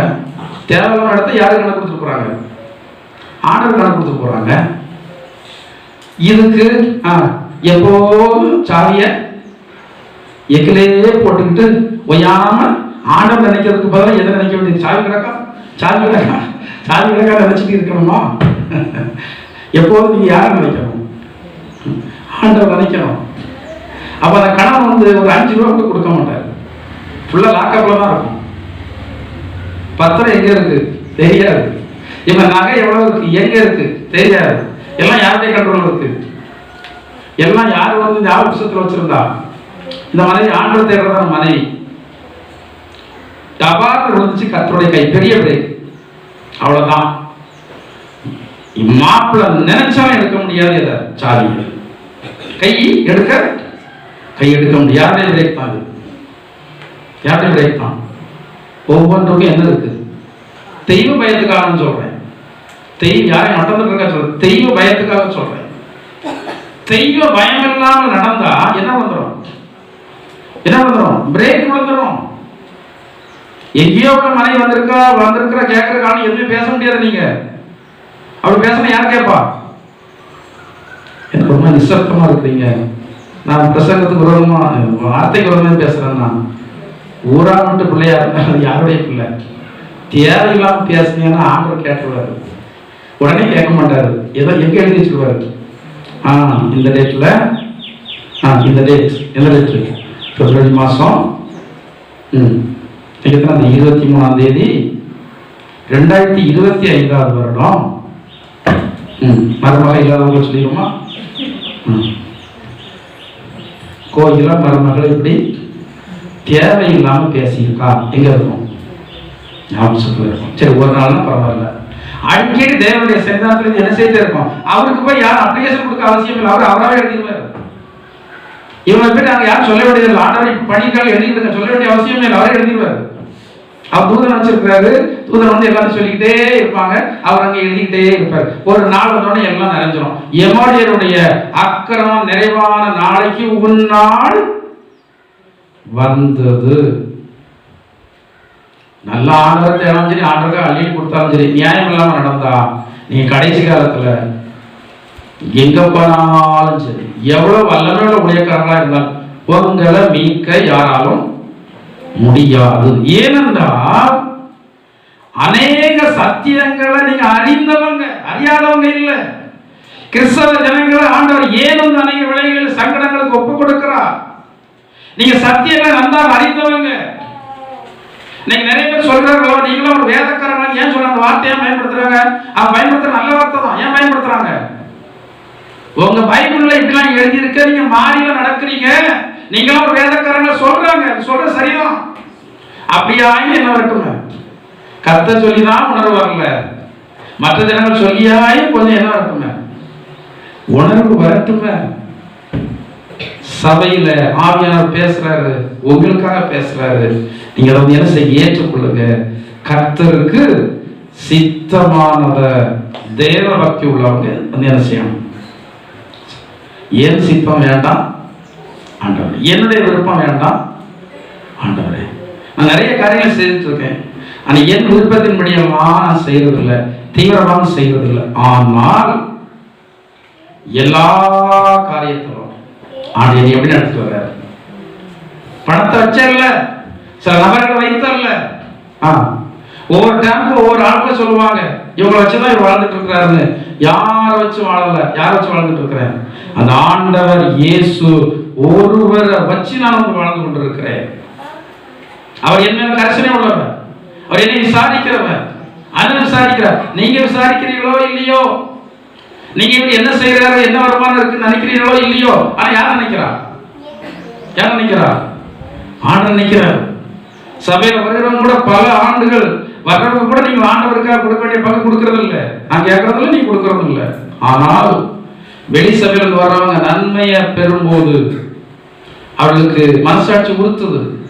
இங்க வந்து இவர் ஜோம்னி அல்லவா நன்மை கிடைச்சிருக்கு, நம்ம அங்க எப்படி கொடுக்க முடியும்? அங்க வந்து அவங்க நமக்கு ரிஸ்க் ஜோம் இல்லையா, எங்க தர்றாங்க? சமீபத்தில் ஒரு பையன் எனக்கு வாங்குவதற்கு மனம் இல்லாதான் கூலி வேலை செய்யறவன், அந்த தசம காணிக்கை கொண்டு தரான், தசம காணிக்கை கொண்டு தரான், அங்க ஏதோ காணிக்கை கொடுக்குறேன் கொண்டு தரான். ஏன்னா சங்கடத்துல இருக்கும்போது, நெருக்கத்துல இருக்கும்போது இந்த பாஸ்டர் தான் நமக்கு என்ன செய்யறாரு? ஜோம். அவங்க ஏதோ கடமைக்கு பண்றாங்க, வேலையான் கூலிக்கு பாத்திரவனாய் இருக்கிறான். வேலை செய்தவங்க தான் பாத்திரவான்கள். அப்போ வெளியே இருந்து வர்றவங்க மூலமா சில நன்மைகளை அவர் கொடுக்கிறாரு. இது நான் கேட்டல்ல, இது அவருடைய விருப்பம் சொல்ல முடியாது. யார் செய்யற இதெல்லாம் சொல்லுவாங்கல்ல, மற்ற ஜனங்கள், உலகத்து ஜனங்கள் சொல்லுவாங்க, மரத்தை வச்சவன், ஒரு சினிமா பாட்டு கூட உண்டு நினைக்கிறேன், நான் சின்ன வயசுல கேட்டேன், அவனுக்கு மரத்தை வச்சவன் சினிமா பாட்டு உண்டுல. நான் ரொம்ப சினிமா அப்பவும் பார்க்க மாட்டேன், மொத்தத்தில் பார்த்த 2 சினிமா தான், கோயம்புத்தூர் ஒன்று, கன்னியாகுமரி ஒன்று, 2 சினிமா தான் பார்த்தது. நமக்கு அதில் அப்பவே என்ன கிடையாது, வீட்டுக்கு அடங்காமல் இருக்கிறனால அதெல்லாம் ரொம்ப நமக்கு நாட்டம் கிடையாது. ஆனால் இதை கேள்விப்பட்டிருக்கேன், மரத்தை வச்ச தண்ணி ஊற்றுவான், சினிமாக்காரன் பாடுறான், அவன் நம்புறான். ஆனால் யாருக்கு நம்பிக்கை இல்லை? யாருக்கு நம்பிக்கை இல்லை? நம்பிக்கை இருக்கா? எத்தனை பேருக்கு நம்பிக்கை இருக்கு? ஹல்லேலூயா, ஹல்லேலூயா. என்னை உண்டாக்கினவர் என்னை பராமரிப்பார், எனக்கு ஒரு வேலையை தந்தவர் என்னை அந்த வேலையை மகிமையா நடத்துவார், தொழிலை தந்தவர் தொழிலை ஆசீர்வதிப்பார், வியாபாரத்தை தந்தவர் வியாபாரத்தை ஆசீர்வதிப்பார். ஏன் உங்களுக்கு நம்பிக்கை இல்லை? ஆண்டவர் ஆசீர்வதிக்கணும்னா நீங்க தேவ சித்தத்திற்கு என்ன செய்யணும்? ஒப்பு கொடுக்க வேண்டும். தேவ சித்தம் இல்லாமல் நீங்கள் கோடிக்கணக்கான ரூபாயை கொட்டினாலும், கொஞ்ச நாளைக்கு முன்னாடி நம்ம சபை மூலமா நன்மை பெற்ற ஒரு சகோதரன் சொன்னாரு, பாஸ்டர் நான் வந்து இங்க இப்படி தொழில் பண்ண போறேன் அப்படின்னாரு. சரி, ஒன்னும் அவசரப்படாதங்க, என்ன செய்வோம்? ஜோம்னு ஒண்ணு இப்ப அவசரப்படுறாங்க, ஜோம்னு. அப்போ ஜோம்னு என்னுடைய மனைவி வந்து அந்த நபருக்கு சொன்னாங்க, கோடி ரூபாய் சல்லி காசு இங்க இந்தியாவில் எடுக்க முடியாது. யார் பேசின வார்த்தை? ஆண்டவர் பேசின வார்த்தை. கோடி ரூபாய் போட்டாலும் அவ்வளவு வீணான சல்லி காசு எடுக்க முடியாது. உனக்கு வாழ்வு எங்க இருக்கு? வெளிநாட்டில் இருக்கு. நண்பன் மூலமாக தான் உனக்கு என்ன வரும்? பழைய நண்பன் மூலமாக தான் உனக்கு ஒரு நன்மை வரும் சொன்னாங்க.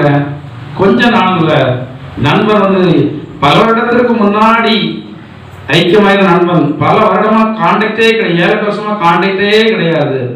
ஆனா ஆண்டவருடைய உதவி ஒரு ஆள் மூலமா வரணும்னு நினைக்கும் போது நம்ம நம்பரை அங்க கொண்டு யார் கொடுத்துருவா?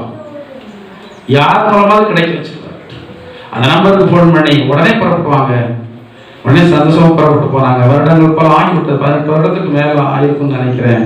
இந்த வரைக்கும் ஆண்டவர் அந்த இடத்துல அவர்களை நல்ல செழிப்போடு என்ன செய்ய வச்சிருக்காரு?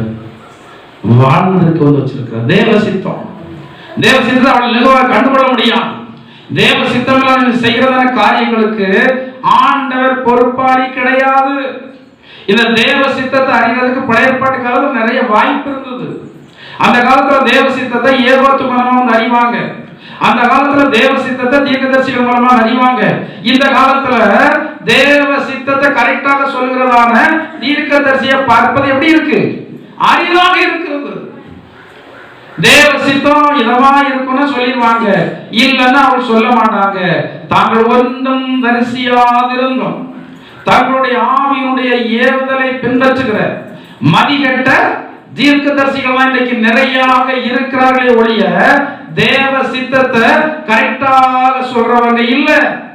பிழையாம் தேவனுடைய தீர்க்கதரிசியாக இருந்தால் அவனுக்கு தேவனுடைய சித்தம் வந்து என்ன செய்யல? தேவனுடைய சித்தம் வந்து தெரியல. தேவனுடைய சித்தம் தெரியாதபடினாலே அவனுடைய கால் சுவரோடு நசுக்கப்பட்டது. அவன் தப்பினது கழுதையால் தான் தப்பினான். பைபிள சொல்லியிருக்க அந்த பகுதி வீட்டில் போய் வாசித்து பாருங்க என்ன ஆகும். தேவன் சொல்றாரு, கழுத மட்டும் உன்னை செவரோடு வைத்து நசுக்காவிட்டா நான் என்ன செய்திருப்பேன்? என்ன செய்திருப்பேன்? அது வெள்ளமான நேரம் என்னை கடந்து போறதுக்கு வந்திருக்குமானால் என்ன செய்திருப்பேன்? வெட்டி இருப்பேன். உங்களுடைய வாழ்க்கையினுடைய பட்டய வெட்டுக்களை எல்லாம் பாதுகாத்தது யார் தெரியுமா? சிலர் உங்களுக்கு கொடுத்த நிந்த, சிலர் உங்களுக்கு கொடுத்த துன்பம். நீங்க நசுக்கப்பட்டீங்க, உங்களுடைய இருதயம் வந்து சங்கடப்பட்டது, உங்களுடைய இருதயம் கண்ணீர் விட்டது. ஆனபடினால இன்னைக்கு ஜீவனோடு இருக்கிறீங்க. இல்ல அன்றைக்கு அவர் அழைத்திருப்பாரு. தேவனுடைய சித்தத்தை மீறி நாம் நிறைய காரியங்களை செய்தவர்கள். ஆண்டவரை சொல்லணும், ஆண்டவரே உங்களுடைய சித்தத்தை மீறி நான் நிறைய காரியத்தை செய்துட்டேன், என்னை மன்னிங்க, இனிமையாய் உங்களுடைய சித்தத்தின்படி என்ன செய்ய நடத்துங்க. பரமண்டல ஜெபத்தில் அழகாக சொல்லி இருக்கிறது அல்லவா, உங்களுடைய சித்தம் பரமண்டலங்களில் செய்யப்படுகிறது போல. அவர் எப்படி செய்யறாரு? இன்னைக்கு தேவனுடைய சித்தத்தை உங்களை மட்டும் தான் செய்யறாரு. ஏன்னா அவருடைய சரீரம் வந்து என்னது? சபை. இயேசு கிறிஸ்து தலை, இந்த சபை அவருடைய சரீரம். இன்னைக்கு அவருடைய சித்தம் எப்படி செய்யப்படுகிறது? சபையில வருகிற விசுவாசிகள் மூலமாகத்தான் செய்யப்படுகிறது. தேவ சித்தத்தை செய்யறீங்களா? ஏதோ நினைச்சபடியெல்லாம் வாழ்றீங்க. ஞாயிற்றுக்கிழமை ஆனா சாயங்காலம் ஆனா அந்த ஆட்டு கடைக்கு வர்றதுன்னு ஆடு மாட மாதிரி ஞாயிற்றுக்கிழமை ஆனோடனே வர்றீங்க. உடனே ஆண்டு உங்களுடைய கிரியையில் சந்தோஷப்பட்டுருவாரா? 6 நாளும் தேவபயமான வாழ்க்கை வாழ்றீங்களா? ஜனங்கள் மத்தியில என் மூலமாக சத்தியமார்க்கம் தூசிக்கப்படக்கூடாதே நினைக்கிறீங்களா? நினைச்சிருக்கிறீங்களா? என் மூலமாக சத்தியமார்க்கம் தூசிக்கப்பட்டு விடக்கூடாது. பைபிள் சொல்லப்பட்டிருக்கிறது, உங்கள் நிமித்தம் சத்தியமார்க்கம் தூசிக்கப்படுகிறது. சத்தியமார்க்கம் தூசிக்கப்பட்டால் உங்கள் மூலமாக சாபம் வரும். உங்கள் மூலமாக கர்த்தருடைய நாமம் மகிமைப்பட்டால் என்ன வரும்? ஆசீர்வாதம். உங்களுடைய செயல்பாடுகளை அனுபவிக்கிறதான ஜனங்கள் இந்த செயலின் மூலமாக கர்த்தருடைய நாமத்தை என்ன செய்யணும்? மகிமைப்படுத்தும். இந்த கர்த்தருடைய நாமத்தை மகிமைப்படுத்தினா, என் நாமத்தை பிரஸ்தாபப்படுத்த எந்த ஸ்தானத்திலும் நான் வந்து உங்களை ஆசீர்வதிப்பேன் சொல்லி சொன்னார் அல்லவா, அவருடைய ஆசீர்வாதம் உங்கள் வாழ்க்கையிலே உங்களுடைய குடும்பத்தில் கட்டாயம் வந்தே தீரும். கிறிஸ்தவர்களாகிய நீங்களே, ஆவிக்குரிய ஜனங்களாகிய நீங்களே தேவ பயமில்லாத வாழ்க்கை வாழ்ந்தீர்கள் என்றால் மற்ற யாரிடத்துல தேவ பயமுள்ள வாழ்க்கையை வந்து பார்க்க முடியும்? காலம் வல்லாதது, காலம் கொடியது. தேவனுடைய ஆசீர்வாதம் உங்களுக்கு வேண்டும் என்றால் நீங்கள் தேவ சித்தத்திற்கு என்ன செய்ய? ஒப்பு கொடுங்க. தேவபக்தியா இருக்கிற, தேவபக்தியா இருக்குன்னு சொல்லி நினைக்கிறது ஒண்ணும் இல்லை. எனக்கு நிறைய பேர் தெரியும், தேவபக்தியாக இருக்கிறதான ஜனங்களுக்கு பைபிள் என்ன அர்த்தம் தெரியுமா கொடுத்திருக்கு? பரிசுத்த ஸ்தலத்திற்கு போக்குவரவு செய்த ஆசிரியர்களா? பரிசுத்த ஸ்தலத்துக்கு யார் போக்குவரவு செய்தார்? துன்மார்க்கர். தேவனுடைய சபையில நீதிமான்கள் வந்து இருக்கிறாங்க, துன்மார்க்கர் வந்து இருக்கதான் செய்யறான். இந்த காலகட்டத்தை பார்த்தா சபையெல்லாம் துன்மார்க்கரால் தான் நிறைஞ்சிருக்கு. ஏதோ ஒவ்வொன்றுதான் எப்படி இருக்கு? தேவனுடைய பிள்ளைகளா வந்து இருக்கிறாங்க. எனவேதான் துன்மார்க்கர் மெஜாரிட்டியாக இருக்கு. அப்படின்னாலே அந்த திருச்சபையில இருக்கிறதான தேவனுடைய பிள்ளைகள் கொஞ்சம் பேராக இருக்கும் போது அவளை நெருக்குகிறாங்க, அவளை ஒடுக்குறாங்க. எனக்கு அன்பான தேவனுடைய ஜனங்களே, நீங்கள் பரிசுத்த ஸ்தலத்திற்கு போக்குவரவு செய்த துன்மார்க்கராய் இருக்கக்கூடாது. யாரா இருக்கணும்? நீதிமானா இருக்கணும். ஒரு சபைக்குள்ள கடந்து வருவ துன்மார்க்கராய் இருந்தாலும் உங்களை தேவனுடைய வார்த்தை நீதிமான்களா என்ன செய்துவிட வேண்டும்? மாற்றிவிட வேண்டும். நீங்க நீதிமான்களாக வந்து மாறினால் போக போக சமாதானம் பெருகும், போக போக ஆசீர்வாதம் பெருகும், போக போக உங்கள் மூலமாக கர்த்தருடைய நாமம் மகிமைப்படுத்தப்படும். காலங்கள் போக போக சத்திய மார்க்கம் உங்கள் மூலமாக தூசிக்கப்பட்டு விடக்கூடாது. எல்லா இடத்திலையும் தேவ சித்தத்தை செய்து நிறைவேற்றுகிறவர்களாக இருங்கள். 1 தீமோத்தேயு 2:10 வாசிங்க.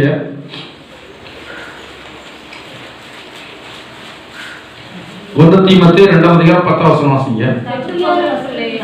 சத்தமா வாசிங்க.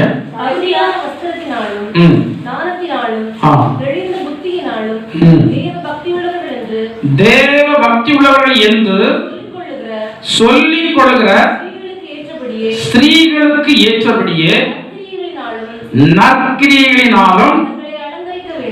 எதனால அலங்கரிக்கணுமா? இன்னைக்கு அலங்கரிப்பின் காலங்கள், இந்த காலம் அலங்கரிப்பு ரொம்ப அலங்கரிப்பு ஆபத்தானது. அலங்கரிப்பு இன்னைக்கு ஓவரா இருக்கு. எந்த காலத்துல இல்லாதவர் இன்னைக்கு அலங்கரிப்பு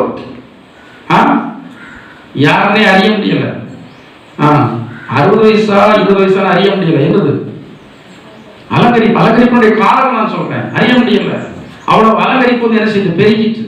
ஆனா கிறிஸ்தவ ஜனங்களுக்கு, தேவ பக்தி உள்ள ஜனங்களுக்கு வேதம் சொல்கிறது, நீங்க எதனால் அலங்கரிக்க வேண்டும்? நற்கிரிகளினால். நற்கிரிகள் என்றால் என்ன? ஜனங்கள் விரும்புகிறதான நன்மையான காரியங்கள். போகிற வருகிற எல்லா இடங்களிலேயும் நீங்க என்ன கிரியை செய்யணும்? எதிர்பாராம, எதை எதிர்பாராம, யாருன்றே தெரியாத நபர்களுக்கு நாளை ஒரு காலத்தில் அவர் உதவி செய்வார்கள் என்பது அல்ல, யாருன்னே தெரியாத ஆட்களுக்கு நீங்க என்ன செய்யணும்? கொஞ்ச நாளைக்கு முன்னாடி வழிக்கு போய் கொண்டு நல்ல குளிர் நேரம், அப்படி போயிட்டு இருக்கோம். நானும் என்னுடைய மகளும் போயிட்டு இருந்தோம். அப்படி போயிட்டு இருக்கும்போது என் மகள் சொன்னா, இவங்களுக்கு கட்டாயம் பெட்ஷீட் எடுத்து கொடுத்தே தீரணும். நாங்கள் போறத கிட்டத்தட்ட 9 மணி இருக்குன்னு நினைக்கிறேன். எங்க போய் வாங்குறது? பெட்ஷீட் எடுத்து கொடுத்தே தீரணும். ஏன்னா குளிர்ல நடிக்கிட்டு இருக்கிறாங்க. ஒரு பொம்பளையாலும் ஒரு ஆம்பளை, ஒரு ஆள் வேட்டியை எடுத்து மூடி இருக்கு, ஒரு ஆள் சேலை வந்து மூடி இருக்கு. நல்ல குளிர். பஸ் ஸ்டாண்ட்ல படுத்துருக்கு. அண்ணாநகர் பஸ் ஸ்டாண்ட், வழி அண்ணாநகர் பஸ் ஸ்டாண்ட்ல படுத்துருக்கு. அலைஞ்சோம், எங்க போய் வாங்கலாம் அலைஞ்சோம். 2 பேரும் அலைஞ்சோம். அவங்க யாருன்னு தெரியாது, எவ்வளவு நமக்கு தெரியாது. அலைஞ்சி இந்த வடநாட்டுக்காரங்க வந்து வித்துட்டு இருந்தாங்க. 2-3 இடம் போய் கடைசியில் ஒரு இடத்துல வண்டியை பிடிச்சோம். வாங்கி அவங்களை எழுப்பி கையில கொடுத்துட்டு டக்குன்னு, நாங்க யாருன்னு தெரியாது, அவங்க யாரும் நமக்கு தெரியாது. இதுக்கு பலன் எங்க கிடைக்கும் தெரியுமா? உயிர்த்தெழுதல்ல நமக்கு பலன் கிடைக்கும். இப்ப பலன் கிடைக்கும், எப்ப கிடைக்கும்? உயிர்த்தெழுதல்ல பலன் கிடைக்கும். உங்க கையில இருக்கிறதெல்லாம் உங்களுக்குன்னு நினைச்சிடாதாங்க. நீங்க கிறிஸ்தவ ஜனங்கள் கையில ஆண்டு தந்திருக்கிறதெல்லாம் கொஞ்சம் தான் உங்களுக்கு, கொஞ்சம் ஏழைகளுக்கு, கொஞ்சம் ஊழியத்திற்கு. நீங்க எல்லாமே நீங்க வைத்துக் கொண்டு வந்து நீங்க வைத்து அனுபவித்துக் கொண்டு இருந்தீர்கள் என்றால் நீங்க ஆசீர்வாதத்தை இழந்து போய் விடுவீங்க. நீங்க நினைக்கலாம் இருந்தா கொடுக்கலாமா, இல்லாம இருந்து கொடுத்து பாருங்க, வரும் உங்களுக்கு. நீங்க நிறைய பேர் நினைக்கிறது இருந்தா காணிக்க கொடுக்கலாம, இருந்தா ஏழைகளும் எனக்கு எங்க ஆண்டு தந்திருக்க. முதல்ல இருக்கிறதுல என்ன செய்யும். சிலருக்கெல்லாம் காணிக்க வாங்குவதற்கு எனக்கு ரொம்ப ரொம்ப கஷ்டம் தான். சமீபத்தில் ஒரு நபர் தந்துட்டாங்க, காணிக்க தந்துட்டாங்க. காணிக்க மறுபடியும் காணிக்க பாஸ்டர் வாங்கின்னு சொல்லி தராங்க. எனக்கு மனசு கேட்கவே இல்லை. வாங்கினேன், எவ்வளவு இருக்குன்னு கூட நான் பார்க்கல. வாங்கினேன், ஜெபிச்சு அவங்க பாக்கெட்ல சொல்லி விட்டேன். சைக்கிள் நமக்கு வாங்குறது சைக்கிள், ஆண்டவருக்கு எப்படி சைக்கும்? அவ்வளவு கஷ்டத்துல கொடுக்குறாங்க, ஆண்டவர் சைக்குமா? இவ்வளவு விரும்புறாங்களே, இல்லாம இருந்து இப்படி கொடுக்கணும் விரும்புறாங்களே. என் ஊழியம் செய்கிறதான் என் ஊழியக்காரனையே வாங்குவதற்கு இவ்வளவு தயங்குகிறான் அப்படின்னு ஆண்டு நினைக்கும் போது ஆசீர்வதிக்க மாட்டாரா? சைவத்தில் ஒரு சாட்சி சொன்னாங்க.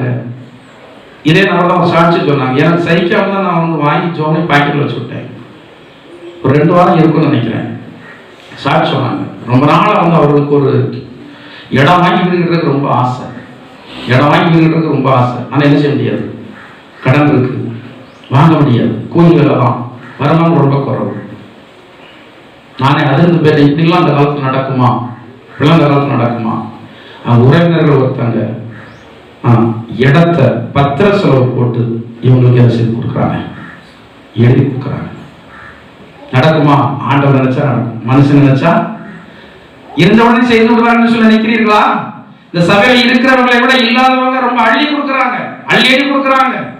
சமயத்தில் ஒருத்தர் சொன்னாங்க, எனக்கு நான் சாப்பிட்றேன், எனக்கு இந்த சாப்பாடு போடாம கஷ்டமா இருக்கு, எனக்கு செய்ய. நான் சொன்னேன், நீங்க வேண்டாம், நீங்க இப்ப செய்யறதே அதிகமா செய்யிட்டு இருக்கிறீங்க, என்ன செய்யலாம், இப்ப செய்யறதே நீங்க சபைக்கு அதிகமா செய்யிட்டு இருக்கீங்க, எனக்கு தெரியும், வேண்டாம், கொஞ்சம் பொறுமையா இருங்க. நான் சொன்னேன், அவங்க என்ன முடிவு எடுத்துருக்கீங்க விளக்கல் அடுத்தாலும் தெரியும். நான் சொன்னதை அப்படி சொன்னேன். எனக்கு சைக்கல, யாருக்கு சைக்க? ஆண்டவர் சைக்க. நாம் ஆண்டவருக்கு கொடுக்கிறதான எல்லா காரியங்களையும் பைபிள் சொல்லப்பட்டிருக்கிறது. எந்த அளவினால் அளக்கிறீர்களோ அந்த அளவினால் உங்களுக்கு அளக்கப்படும். அமுக்கி குலுக்கி சரிந்து விடும்படி உங்களுடைய அடுத்தவங்க பையில போட மாட்டார் ஆண்டவர். யார் பையில போடுவார்? இன்னைக்கு நிறைய வந்து உங்களுக்கு வர வேண்டியதெல்லாம் வேற பையிலே சேர்ந்துட்டு இருக்கு. வட்டிக்கார மேலவே சேர்ந்துட்டு இருக்கு, மருத்துவமனையிலவே வந்து சேர்ந்துட்டு இருக்கு. இதெல்லாம் அங்க வந்து என்ன செய்யக்கூடாது, என்ன செய்யக்கூடாது சொல்லலாமா? யாரோ சொன்னாங்களா போன வாரம் யாரோ சாட்சி சொன்னாங்க. மருத்துவமனைக்கு போன வியாதிக்கு நான் ஜோம் பண்ணேன், பொத்தனை பண்ணி ஜோம் பண்ணேன், மருத்துவமனைக்கு போன கூட செலவாகும், நான் எங்க கொண்டு காணிக்கப்பட்டிருந்தேன், சபையில கொண்டு காணிக்கப்படுறதுன்னு சொன்ன வியாதி வந்து என்ன ஆயிடுச்சு, என்ன ஆயிடுச்சு? சிலர் மருத்துவமனைக்கு கொடுப்பாங்க. சிலர் ரொம்ப வேதனைப்படுறாங்க. இருக்குது பேய், ஆனா ஒரே மருத்துவம் ஆண்டவருக்கு கொடுக்க மாட்டாங்க. நிறைய பேர் ஒரு தவறான ஒரு கொள்கையுடையவங்க இங்க இருக்கிறீங்க, இங்க ஒரு சிலர் இருக்கிறீங்க. உங்க வருமானத்துல ஒரு 10 ரூபாய் யாரும் சாப்பிடக்கூடாது, ஜாக்கிரதை. ஊழியக்காரன் சாப்பிட்டா உங்களுக்கு ஆசீர்வாதம், ஊழியக்காரன் சாப்பிட்டு உங்க மான நிறைய உங்களை ஆசீர்வதிக்கும். அப்படி நினைக்கிறவங்க சிலர் இதுக்கு முன்னாடி இன்னும் 2 பேர் போயிட்டாங்க நினைக்கிறவங்க. ஆனா அவங்க செய்த காரியங்கள் எதுவுமே இந்த ஊழியத்திற்கு எப்படி இல்லை. ஊழியக்காரன் ஜோன்றான், ஊழியக்காரன் முட்டி ஜோன்றான். ஆனா சபையோட விசுவாசிகள் சாப்பாடு போடுற நீ ஊழியக்காரன் சும்மா இருக்கணும். இரவும் பகல் என்று சொல்லி ஜோம் பண்றதான ஊழியக்காரன், உபவாசம் இருக்கிறதா ஊழியக்காரன் சும்மா இருக்கணும். விசுவாசிகள் வந்து சாப்பிட்டு போட்டோம். பாஸ் வந்து என்ன செய்யக்கூடாது, பாஸ் சாப்பிடக்கூடாது. அந்த கொள்கை உடையவர்களாக இருந்தால் நீங்க மாற்றிக் கொள்ளுங்க, இல்லைன்னா அது உங்களுக்கு ஆசீர்வாதக்கேடு. ஊழியக்காரன் உங்களுக்கு நன்றாக திருப்தியாக சாப்பிட்டு மனநிறைவோடு வந்து உங்களை ஆசீர்வதித்தால்தான் நீங்க எப்படி இருப்பீங்க, நீங்க எப்படி இருப்பீங்க, ஆசீர்வாதமாக இருப்பீங்க. ஊழியக்காரன் மேல உங்களுக்கு அன்பு வேணும். ஊழியக்காரன் நீங்க வந்து விசாரிக்கணும். பைபிள் சொல்லப்பட்டிருக்கிறது. அப்போ சொல்றேன், பவுல் ஒரு இடத்துல சொல்றாரு, என்னை விசாரித்தது நீங்க எல்லாம் விசாரிக்கல, இந்த தேசத்தில் உள்ளதான் சபையார் தான் என்னை வந்து நினைச்சாங்க. கொடுக்கல் வாங்கல் காரியத்துல இவங்க எனக்கு என்ன செய்தாங்க, உதவி செய்தாங்க. நான் சத்தியமா சொல்றேன், எனக்கு இல்லை என்பதனால ஆண்டுடைய கிருபையில இப்ப ஆண்டு எனக்கு தேவையானது தந்திருக்கிறாரு, தந்துகிட்டே இருக்கிறாரு. எங்க இருந்து வருதுன்னு எனக்கும் தெரியல, எப்படியோ வரும், எப்படியோ வருது. எங்கேயும் போட்டு வைக்கல, ஷேர் மார்க்கெட் கிடையாது, இன்சூரன்ஸ் கிடையாது, எங்கேயும் கிடையாது. ஆனா பரலோக கவர்மெண்ட்ல இருந்து தேவைக்கு அந்தந்த நேரத்தில் என்ன செய்வார், தருவார். தேவைக்கு அந்தந்த நேரத்தில் தருவார். நற்கிரியைகளை என்ன செய்யும், நற்கிரியைகளை செய்வதற்கு தேவனுக்குள் நீங்கள் என்ன செய்யப்பட்டிருக்கிறீங்க, சிருஷ்டிக்கப்பட்டிருக்கிறீங்க. உங்களை எதற்கு அவருடைய பிள்ளையாக சிருஷ்டித்தார்? நீங்க என்ன செய்யணும்? எல்லா இடத்திலும் யார் நீங்க பார்க்கணும், மனுஷனா இருந்தாலும் நன்மை செய்யும், அவ்வளவுதான். எந்த ஜாதி பார்க்கணும், எந்த மதம் பார்க்கணும், யாரா இருந்தாலும் போகட்டும். அவன் யாருடைய சாயல்? தேவனுடைய சாயல். இந்த தேவனுடைய சாயலா இருக்கிற மனுஷனுக்கு உங்களால் இயன்ற நற்கிரியைகளை செய்யணும். அதுக்கு நிறைய விளக்கம், சமயம் அதிகமாயிட்டு. யாக்கோபு 1:26 வாசிக்க முடிக்கலாம். யாக்கோபுடைய நிருபம் 1:26. உங்களில் ஒருவன் தன் நாவை அடக்காமல் தன் இருதயத்தை வஞ்சித்து தன்னை தேவ பக்தி உள்ளவன் என்று எண்ணினார், அவனுடைய தேவ பக்தி வீணாயிருக்கும். என்ன அடக்கணுமா? குறிப்பா யாருக்கு நாவ அடக்க முடியாது? யாருக்கு அடக்க முடியாது சொல்லணும்? யாருக்கு அடக்க முடியாது? நீங்க அப்படி நினைக்கிறீங்க, யாருக்கும் தான் அடக்க முடியாது, ஆண்களுக்கு தான் அடக்க முடியாது. தாவீது அறிக்கை செய்றார் அல்லவா, என் வாய்க்கு காவல் வையும், அவர் அடக்கி பார்க்காரு, அவரால் முடியல, அதை யார் ஒப்பு கொடுக்கிறாரு? என் வாய்க்கு காவல் வை, என் உதடுகளின் வாசலை காத்துக்கணும். நாக்குக்கு என்ன இல்லை, எலும்பு இல்லை, அது பாட்டுக்கு வந்து எங்கனாலும் வந்து என்ன செய்யும், எங்கனாலும் அசையும். பேச்சு திறமை யாருக்கு மட்டும்தான்? மனுஷனுக்கு மட்டும்தான், யாருக்கு கிடையாது. மிருகத்திற்கு நம்ம வந்து அந்த மிருகத்துடைய ஒரு பகுதி தான், விலங்கு தான், நம்ம வந்து விலங்குற ஒரு பகுதி தான். ஆனா நமக்கு அவருடைய சாயலாக உண்டாக்கப்பட்ட மனுஷன் என்ற பெயர் கொடுக்கப்பட்டிருக்கிறது. இந்த மனுஷனை அவர் அவருடைய சாயலாக என்ன செய்தார், உண்டாக்கினார். இப்போ அந்த மனுஷனுக்கு என்ன திறமை கொடுத்துட்டாரு? பேசுற திறமையை கொடுத்துட்டாரு. இந்த பேசுற திறமை எவ்வளவு மேன்மை என்று சொல்லி ஒரு 3 நாள் உண்மையா இருந்தா உங்களுக்கு தெரிய வரும். அது வரைக்கும் தெரியாது.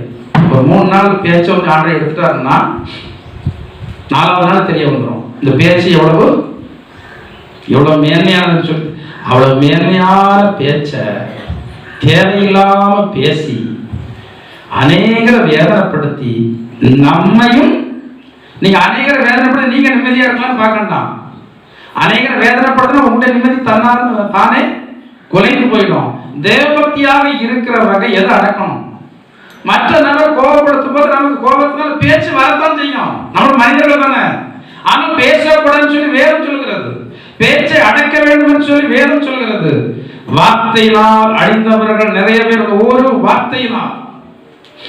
வார்த்தையினால் அழிந்தவர்கள் நிறைய பேர். கொஞ்ச நாளைக்கு முன்னாடி ஒரு வருடம் 1.5 வருடம் இருக்குன்னு நினைக்கிறேன். பேச்சு ஒரே குடும்பத்தை சேர்ந்த 3 பேரை ஒரே நேரத்தில் கொலை பண்ணிட்டான் ஒருத்தன்.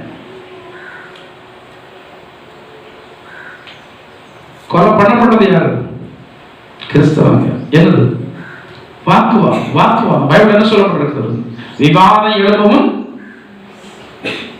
பைபிள் வசனம் சொல்றேன், விவாதம் எழுப்பவும் அதை விட்டு சண்டை விட்டு விடல. சண்டை போடக்கூடாது. சண்டை வருவதற்கு விவாதம் வருது. விவாதம் வரும், அதை விட்டு விடு. சண்டையினுடைய ஆரம்பம் திறந்துட்டு அவ்வளவுதான். முன்னாடி இருக்க எல்லாரையும் அழிச்சு எடுத்துட்டு சொல்லக்கூடிய சொல்லணும். விவாதம் வேண்டாம், சண்டை வேண்டாம். சில நேரங்களில் சில காரியங்கள் சொல்லித்தான் ஆக வேண்டும். சொல்ல சில காரியங்கள் என்ன செய்ய தெரியாது. ஆனால் சண்டைக்கு கச்சை கட்டக்கூடாது. ஏனென்றால் வேதம் சொல்கிறது, வீரனுடைய கால்களில் ஆண்டவர் என்ன பண்ண மாட்டார். நான் வீரத்தனத்தை காட்டுவேன் அப்படின்னா யார் நமக்கு யுத்தம் பண்ண மாட்டார்? ஆண்டு யுத்தம் பண்ண மாட்டார். கொஞ்சம் அந்த நேரத்துல பொறுத்துட்டு போறது கொஞ்சம் வெக்கமா கொஞ்சம் சேமா இருக்கும். சில நேரங்கள்ல நீங்க அதை பொறுத்துட்டு போய் பாருங்களா, அந்த சூழ்நிலை கடந்து போய் பாருங்க. கொஞ்சம் நாள் கழிச்சு அவங்களுடைய நிலையை வந்து பாருங்க. உடனே அவர் செய்ய மாட்டார் எந்த காரியத்தையும். நான் தைரியமா சொல்ல முடியும். எத்தனையோ சம்பவங்கள் சொல்ல முடியும். சொன்னா சிலருக்கு வருத்தம். எத்தனையோ சம்பவங்கள் சொல்ல முடியும். எனக்கு விரோதமாக செயல்படுற அநேக ஜனங்கள், நான் எனக்கு மறதி நிறைய உண்டு தான். ஆனா அந்த காரியங்கள்லாம் நிறைய கருணை எனக்கு மறக்கவே இல்லை. எல்லாம் வந்து அந்த நேரங்களில் ஞாபகத்துல வரத்தான் செய்கிறது. சாட்சிக்காக சில காரியங்கள் சபையில் நான் ஏதாவது வந்து சொல்ல முடியல. நம்ம அமைதியாக இருந்தால், நம்ம நாவை அடக்கினால், ஆண்டவர் நமக்கு எதிராக இருக்கிறதா ஜனங்கள் வந்து என்ன செய்வார்? அடக்க எப்படி அடக்குவார்? நான் அமைதியாக இருந்தால் என் தலையில மசாலா அரைப்பாங்க. மசாலா அரைக்கணும், மசாலா மட்டும் தான் அரைக்க முடியும். உங்க மூளையெல்லாம் பிடிச்சி அரைக்க முடியாது. மசாலா வேணா அரைச்சிட்டு போறாங்க. யார் இருக்கிறா? தெய்வ நம்பிக்கை இருந்துச்சுன்னா நான் நீங்க அடக்கிதான் ஆகணும். எனக்கு சமயம் வந்து இடம் கொடுக்கல, நான் இதோடு வந்து நிறுத்துகிறேன். தேவபக்தியாக இருக்கிறவர்கள் ஆண்டவர் சோதனை இருந்து என்ன செய்வார்? ரட்சிப்பார் என்று சொல்லப்பட்டிருக்கிறது. இதை நம்புங்க, விசுவாசிங்க, தேவபக்திக்கு ஏற்றபடி நடவுங்கள். கர்த்தர் தாமே நம்மை ஆசீர்வதிப்பாராக. ஜெபம் செய்வோம். எல்லாரும் முழங்காலப்பட்டு ஜெபம் செய்வோம். ஹல்லேலூயா. கர்த்தாவே, நன்றியோடு ஸ்தோத்திரிக்கிறோம் ஆண்டவரே. கர்த்தாவே, நீங்கள் தேவ பக்தி உள்ளவர்களை சோதனையில் இருந்து ரட்சிக்கிற தேவன் என்று சொல்லி கர்த்தாவே வேத வசனத்தின் மூலமாக நாங்கள் அறிந்திருக்கிறோம், நம்புகிறோம், விசுவாசிக்கிறோம் ஆண்டவரே. எத்தனையோ திருஷ்டாந்தங்கள் வேதாகமத்தில் இருக்கிறது ஆண்டவரே. எங்களுடைய வாழ்க்கையில் நாங்கள் அநேக சூழ்நிலைகளை நாங்கள் பார்த்திருக்கிறோம் ஆண்டவரே. தேவபக்தியாக நடந்ததான ஜனங்கள் யார் யாரெல்லாம் எப்படி ரட்சிக்கப்படலாம் என்பதை நாங்கள் அறிந்து உடைய நாமத்தை துதிக்கிறோம், மகிமைப்படுத்துகிறோம். எங்களுடைய வாழ்க்கையில் எத்தனையோ வேலைகளிலே எங்களை சோதனையில் ரட்சித்திருக்கிறீரே, நன்றியோடு சோதரிக்கிறோம் ஆண்டவரே. இந்த தேவபக்தி எங்களுடைய வாழ்க்கையில பெருகத்தக்கதாக கர்த்தர் உதவி செய்ய எங்கள் அன்பின் பரலோக பிதாவே நல்ல இயேசுவே, இந்த நாளில் உடைய திருப்பாதத்திலே கடந்து வந்து உடைய நாமத்தை துதிக்க மகிமைப்படுத்த எங்களுக்கெல்லாம் கிருபை செய்தீர். நன்றியோடு சோதரிக்கிறோம். கூட்டி சேர்த்த உடைய பிள்ளைகள் எல்லாருக்காகவும் நன்றியோடு சோதரிக்கிறோம். வராத ஜனங்கள் வர நாட்களிலே உடைய சன்னிதானத்திலே கடந்து வர கர்த்தர் கிருபை செய்த ஆண்டவரே. சமீபத்திலும் தூரத்திலும் இந்தியாவின் பல மாநிலங்களில் வெளிநாடுகளில் எங்களோடு ஐக்கியப்பட்டிருக்கிற ஜனங்கள் உண்டு. அவள் எல்லாரையும் கர்த்தர் இருக்கிற இடத்திலே பாதுகாத்துக் கொள்ளுங்க. எல்லாருடைய போக்குவரவு பிரயாணம் எல்லாருடைய பாதுகாப்பை தாருங்க ஆண்டவரே. கொடிய வியாதிகளுக்கு எங்கள் எல்லாரையும் விலக்கி காத்துக் கொள்ளுங்க. பொல்லாத மனுஷனுடைய சதி செயல்கள், சதி ஆலோசனைகள் எல்லாவற்றுக்கும் விலக்கி காத்துக் கொள்ள வேண்டுமாறு ஜெபிக்கிறோம் ஆண்டவரே. கர்த்தாவே சத்துடைய கனிகளுக்கெல்லாம் விலைக்கு காத்துக் கொள்ளுங்க. வருகை தாமதிக்குமா மீண்டுமாக ஒரு முறை கூட உங்க சன்னிதானத்தில் கடந்து வந்து ஆராதிக்க அந்த கிருபை தர வேண்டுமா சொல்லிக்கிறோம். வருகை இருக்குமானால் உம்மை எதிர்கொள்ளத்தக்கதான பரிசுத்த ஜீவியத்தை தாரும் ஆண்டவரே. சொல்லப்பட்டதான தேவனுடைய வார்த்தையின்படி நாங்கள் தேவ பக்தி உள்ளதான ஜனங்களுக்கு ஏற்றபடியான சுபாவங்களை நாங்கள் இந்த நாட்களில் சிந்தித்தோம் ஆண்டவரே. அந்த அனுபவங்களுடைய வாழ்க்கையில கடந்து வரத்தக்கதாக பரிசுத்த ஆவியினுடைய ஒத்தாசையினால் பலத்தினால் ஒவ்வொருவரை நிரப்பிட வேண்டுமாறு இயேசுவின் நாமத்தால் ஜெபிக்கிறோம் ஜீவனுள்ள பிதாவே. ஆமென்.